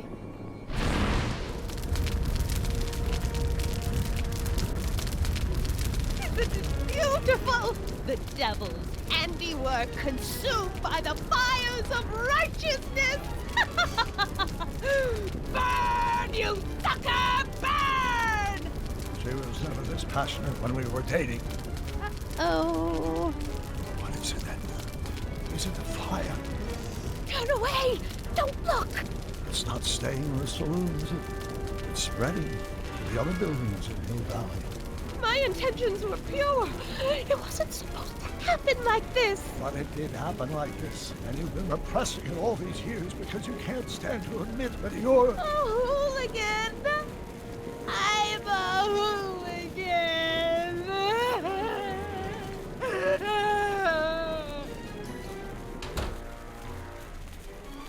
Did I lay it on too thick? Here's the story. Black and white and red all over. Huh. Hill Valley destroyed by fire. Started approximately 2 a.m., July 17th, 1876. Of course, I'm not the real criminal in this story. Am I, Mr. Sagan? You set me up for a fall. You and Smirnoff. You made me steal your infernal car. You made me burn down Hill Valley. And now, by the powers invested in me by the town of Hill Valley, I hereby sentence you two criminals to... You! How much have you heard? Enough for a month's worth of headlines in the Hayesville Herald. 2 months worth if you shoot those fellas. I could shoot you too, you know. But you won't, because that would be against the law. And you never break the law, right? This is your cue to skedaddle. Right. Much obliged.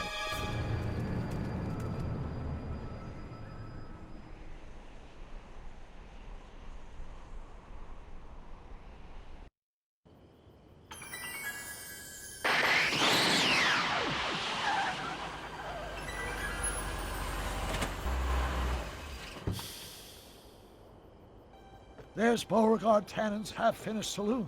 Sometime during the next hour, Edna's going to light it on fire and accidentally burn down Hill Valley.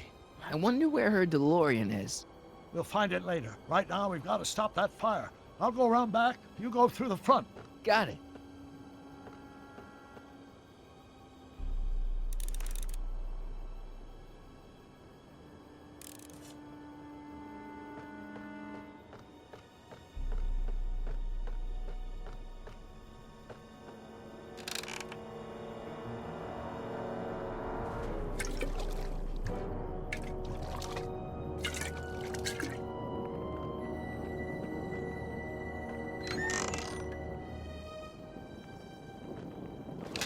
Who's there? Edna, stop. It's just me.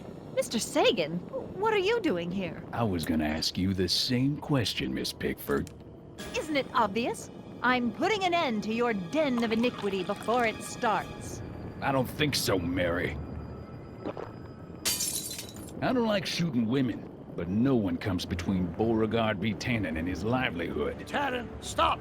If you shoot her, she'll drop the torch, and this whole place will burn up. Edna, stop! If you drop that torch, he'll shoot us! Looks like we're at something of a standoff here, Mr. Tannen. I don't see a way out, unless somebody manages to disarm both of you at the same time. How the hell am I supposed to do that?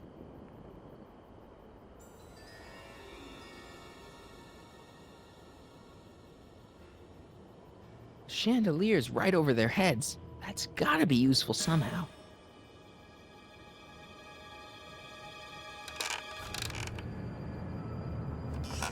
Was that a mouse? What's the matter, Miss Pickford? Scared of a little mouse? No, but you should be scared. Mice carry diseases. It's a fact. Look it up. If I had a gun, I could probably outdraw Tannen, but I don't. Chandelier's right over their heads. That's gotta be useful somehow. Maybe I could jump him.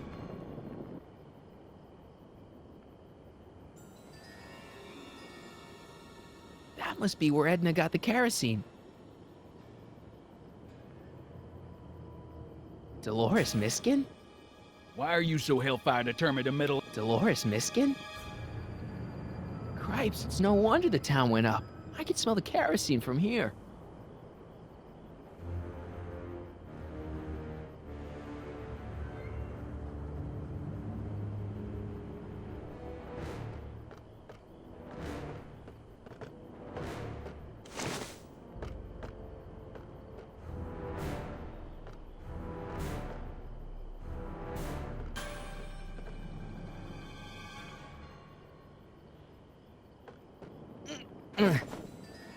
What kind of odds would you give me that I can disarm you and douse the young lady's torch simultaneously? About the same odds that you can walk out of here without getting a shot to the gut, stranger.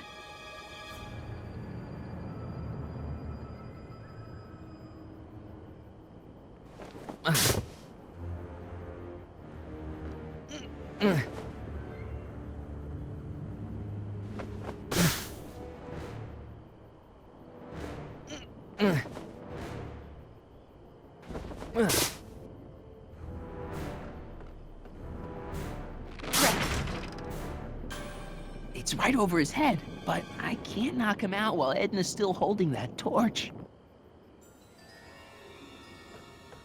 I can't reach it, and even if I could knock it down, Edna'd be free to torch the place. Well, there's a sandbag over Tannen's head. I wonder if I can get something over Edna's torch.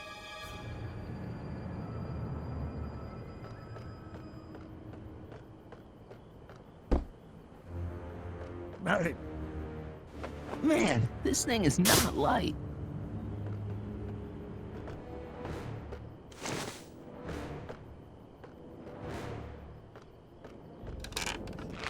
Not quite.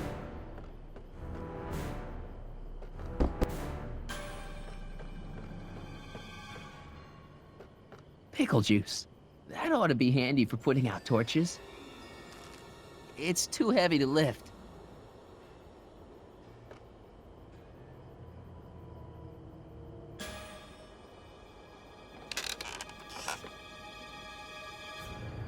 Why are you dressed like that? I wasn't planning on visiting the 19th century today. I wonder what's in these. Oh, stop, quiet. Gah. What the hell? Oh, cow crap. There goes all my pickled pig's feet. Pickle juice. That ought to be handy for putting out torches. It's too heavy to lift.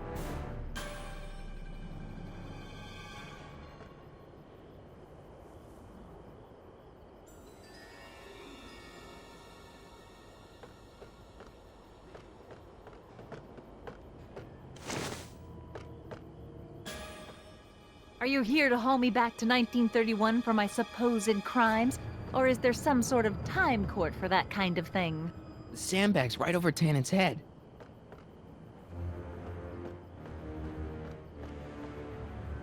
Going down.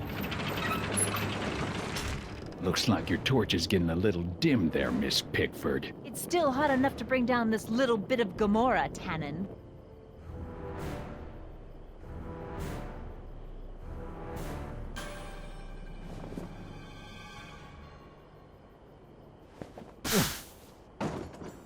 All right, physics.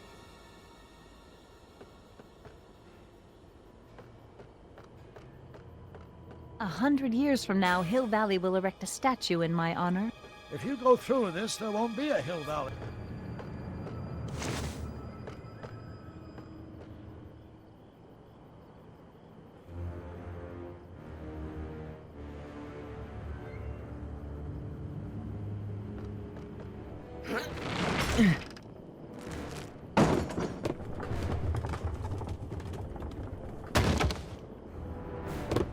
What was that noise? What noise? I didn't hear a noise.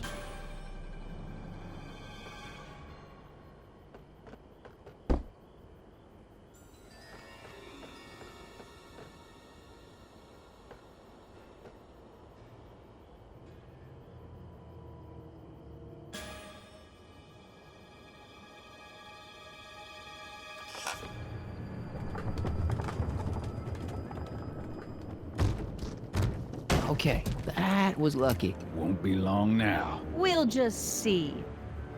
Maybe we can come to a more peaceable solution, Mr. Tannen. Keep your distance.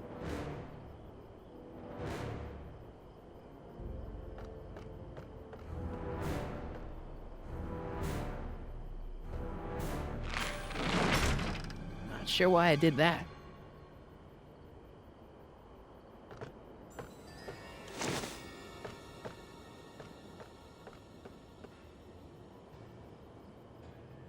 The ammo's in place. Now to pull the trigger.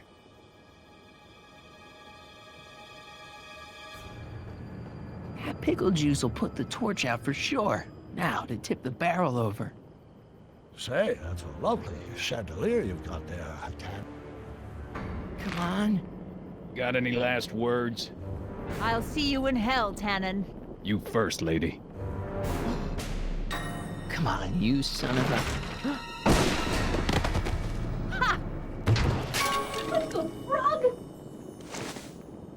Who the hell are you? I'm the diversion, butthead.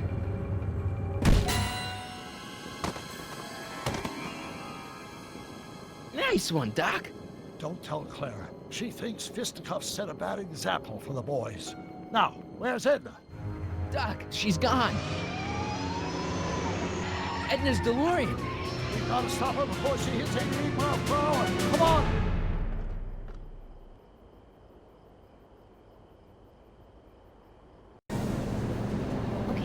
Nothing to be worried about. You're a smart woman with a strong moral compass. You just need to think your way out of it. Oh, fudge!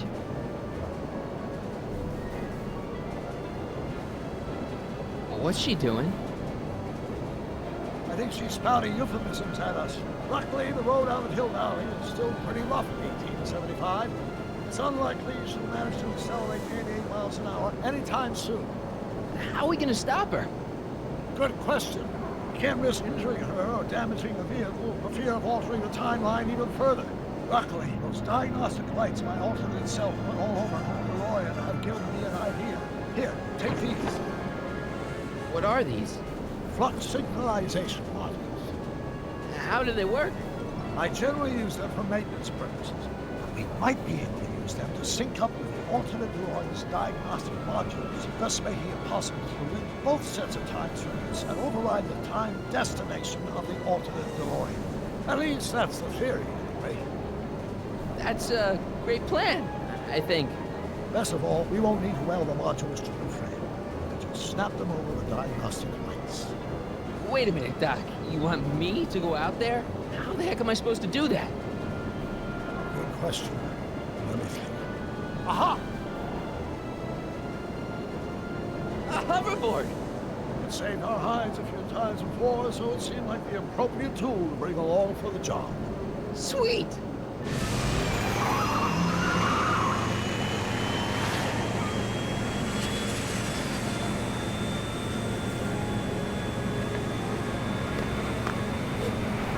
You okay? It's just like riding a bike. You ready to make the jump? Ready, Doc. 1, 2, 3, jump! Whoa! Nice form, buddy. How's the reception on the wireless? Great. Where'd you get these? From Bird's Cache for 21st century video game consoles. Now remember, all you've got to do is attach the flux sync modules to those diagnostic lights. Will do, Doc.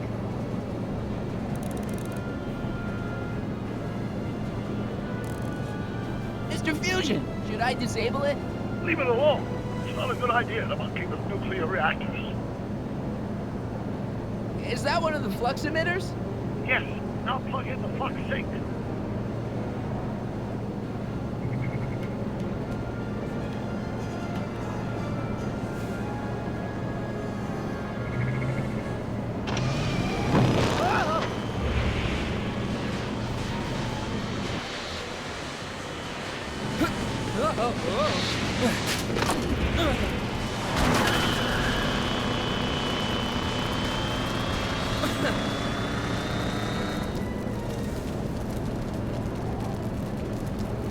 Mr. Fusion's belching flames! Yes, that's unfortunate. I'd stay out of them if I were you. It's one of the flux emitters. Don't cross through those flames. They may be radioactive. I don't even like crossing through normal flames. It's locked!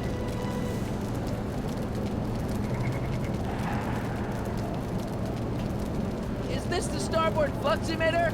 Yes. Now plug in the flux sync. It's one of the flux emitters.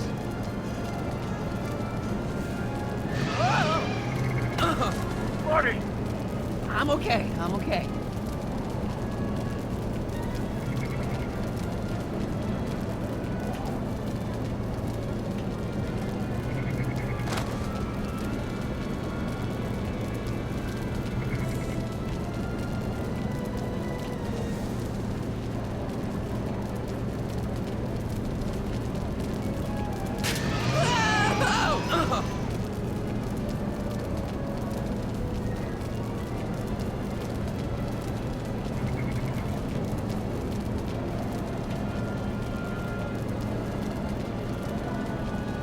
Can't talk to her from here. Careful, Marty. Don't worry, I got it. Mr. Fusion's belching flames. Yes, that's unfortunate. I'd stay out of them if I were you.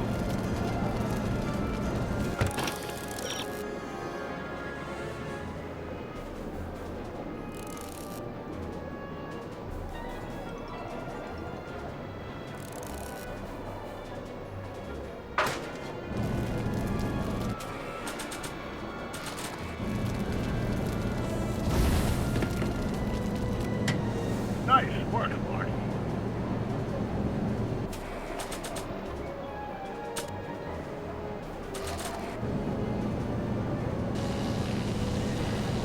reach it from here. We just have to climb onto the top.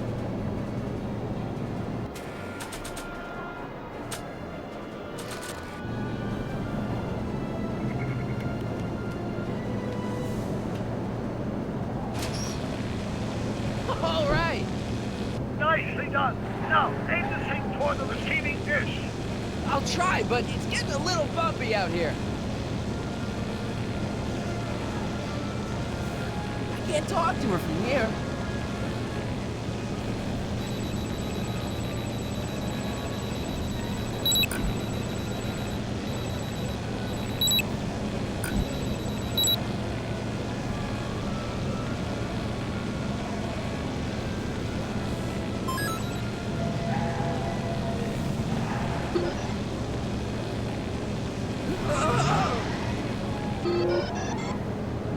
Great, that's one flux thing down. 2 to go.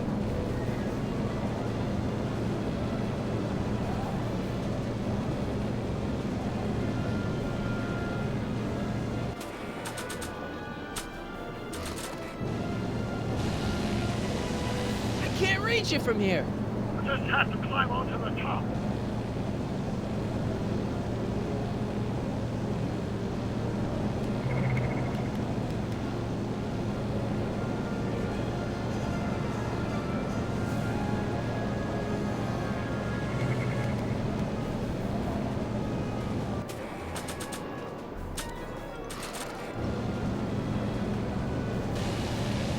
I can't reach it from here. It's locked.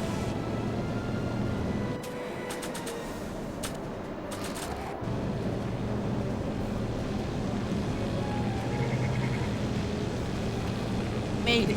Excellent. Now let's get that flux over my mouse wall before she starts making life difficult. She's been making it easy up till now? Well, here goes nothing, Doc. Whoa! Perfect! Now, aim the flux thing towards the receiving dish on my DeLorean. Receiving dish. Check!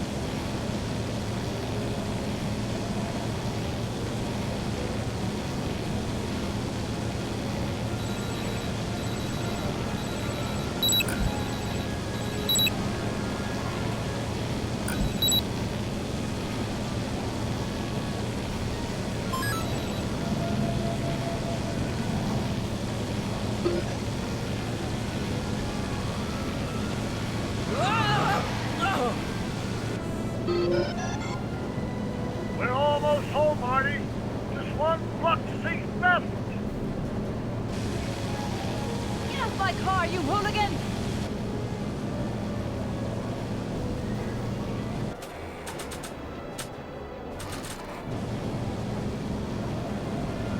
Not sure what that'll do.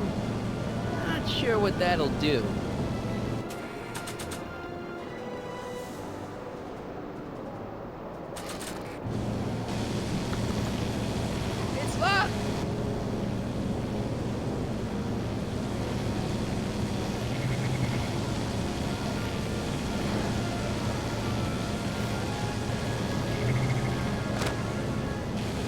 Edna! What? Let me in! You want in? Fine! Marty, are you all right? Not really. I can't reach it while the window's shut.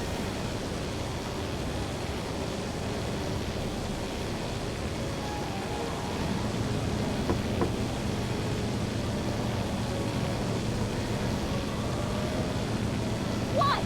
Pull over! No!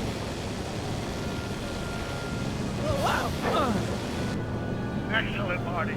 Now that you're on top of the DeLorean, you can attach the flux thing to the overhead flux emitter. Great, Doc.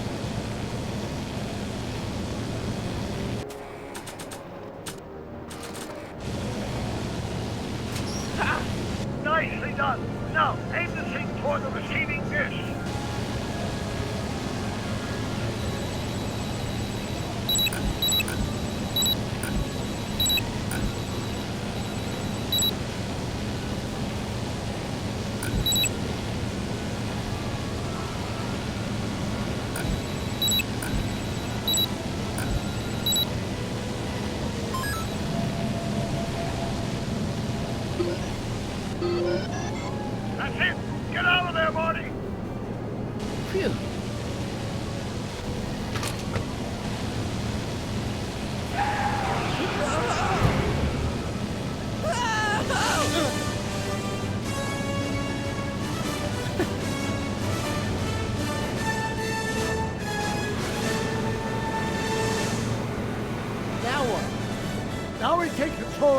DeLorean with the flux synchronizers, and that's strange. What? According to these readings, the temporal cohesion of Edna's DeLorean is decaying at an alarming rate. English, Doc. We've got to get Edna home, now!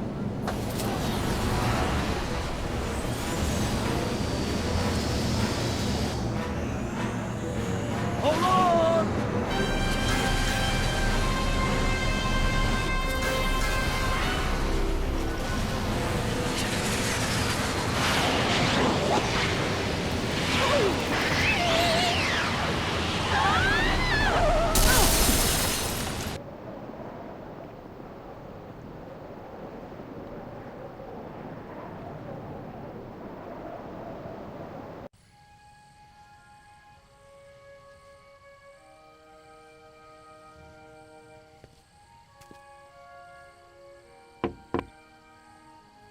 Parker? Then I must be back in... Would you be kind enough to tell me what day it is? It's the day I place you under arrest for arson, resisting arrest, and being a general all-round pain in the ass. No! You can't arrest me. Not now. I just got back from the last century. Would you look at that? Edna Strickland, drunk as a skunk. I'm not drunk, you reprobate. I'm a time traveler. Sure you are. I'm loving this. I'll prove it to you. Come with me. We can do the whole day over if you want. We can fix everything. We can start by drying you out. Come on, into the station with you. You can bunk with me, doll. I'd rather die. Stop it! Unhand me, you dolt! Well, I guess that's it for Edna. Yes, I suppose it is. You know, whoever said time heals all wounds didn't know squat about time travel. What do we do about that, DeLorean? No need to do a thing. Ever since we synced up the time circuits, the temporal breakdown in Edna's DeLorean has accelerated at an exponential rate. By my calculations, the timeline should catch up with it in 5, 4, 3, 2, 1, now! What the hell? Hey, Parker, you're not gonna believe this. See? What'd I say? Ready to go home? Wait, Doc, the timeline's not fixed yet. Look.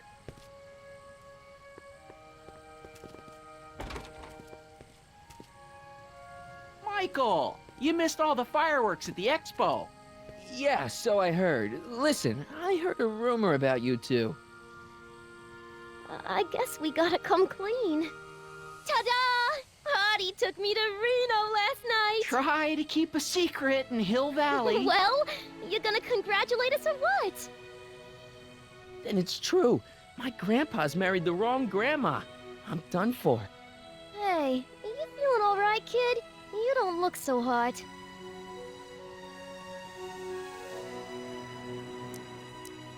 Trixie, you can't marry Artie. Is this about my past with Kid? 'Cause Artie ain't holding that against me. That's right, darling. The past is the past.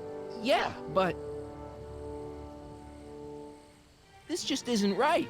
Now, I know marrying a Canadian for a work permit isn't strictly by the book, but hey, sometimes you gotta go out on a limb for the ones you love. Isn't he just the sweetest? Can you see through me? Nope, never could figure you out. I thought you'd be thrilled for us.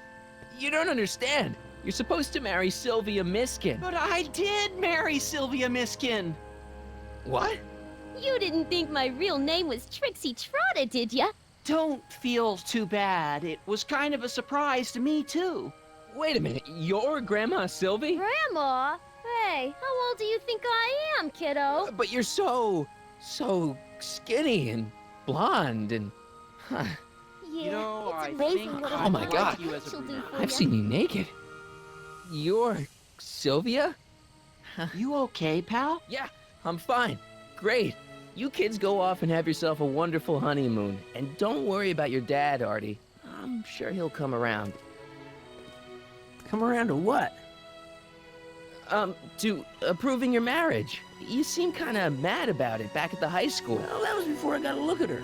Besides, as my dear old father Seamus used to say, no sense in getting riled up over something I can't do nothing about. And honestly, now that I met her, I can't imagine a better daughter-in-law than the charming Miss Sylvie here. Aw, thank you, Dad. As for you, stranger, I'll thank you to not go poking your nose in McFly family business.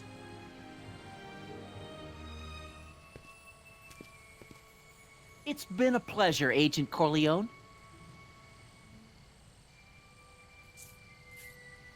See ya in the funny papers, Mikey. Goodbye, Grandma. You know, I took some pictures of Trixie in 1931. Hey, that's my grandma you're talking about.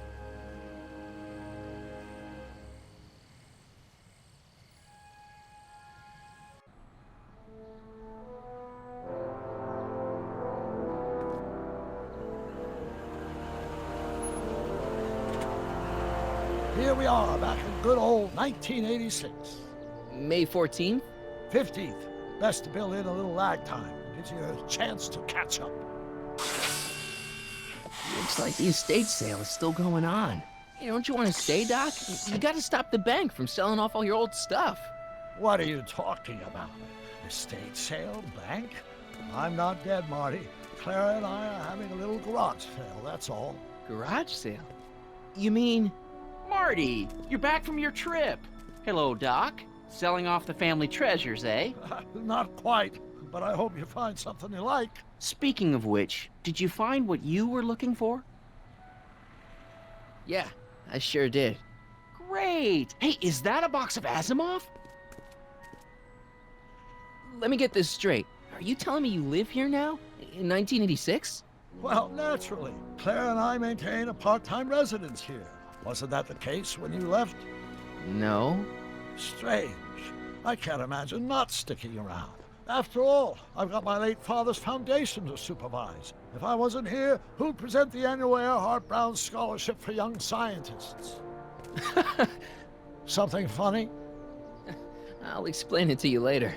I don't see what's so funny about looking after a family legacy. Oh, almost forgot. I've got something for you.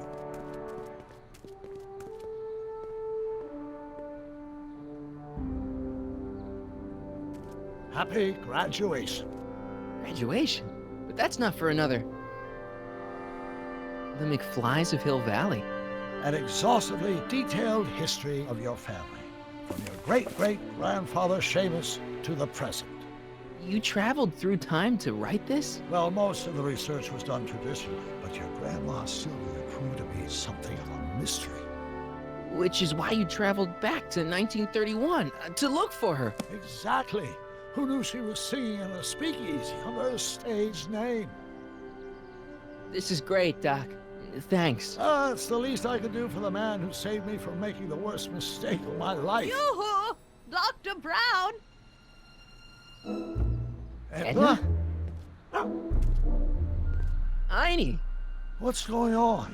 What are you doing with my dog? The same thing I do every afternoon, silly man. Giving him such much-needed exercise. Isn't that right, Einstein? Hey, Dollface, it's past time for our 3:30. Coming, sweetie! Oh, Mr. McFly, have you seen my stepson anywhere? Oh, Biff! I think you're late for an appointment. Oh, gosh. You're right, Mr. McFly. Hi, Marty. Don't they make a great little family? You'd never know they met in prison.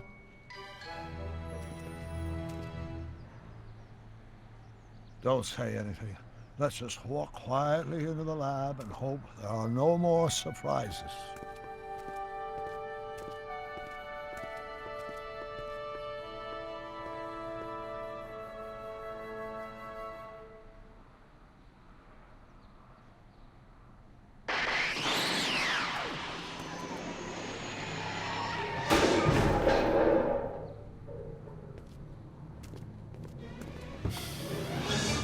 Doc! Marty! What are you doing here? You gotta come with me! Back to the future! Marty, you can't be here.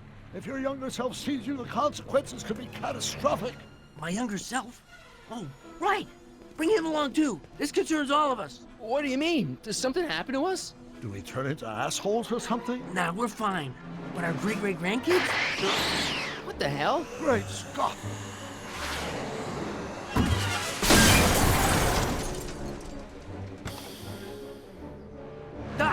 You gotta come back with me. Don't listen to him, Doc. It's me you gotta help. If you want to save Jennifer and our 12 kids. What? That timeline was overwritten 5 jumps back. Doc, Jennifer's out of how the can there be 2 more of me here? I have no idea. My own rights of space-time continuum should be tearing apart like a cheap dish rag right now. It already is. What my evil twin and I are trying to say is the future is totally jacked up, and you gotta come with me to save it. No, me! So, we meet at last. You've altered my timeline once too often. What's going on, Doc? Well, we do seem to have a conundrum on our hands. Or 3. Yeah, Doc, but which one is the real me? Isn't it obvious, Marty? Come on. Prepare to be erased. Doc, wait! What about the space-time continuum? Yeah. What about my future? And mine? The future can wait. We've got a present to catch up with.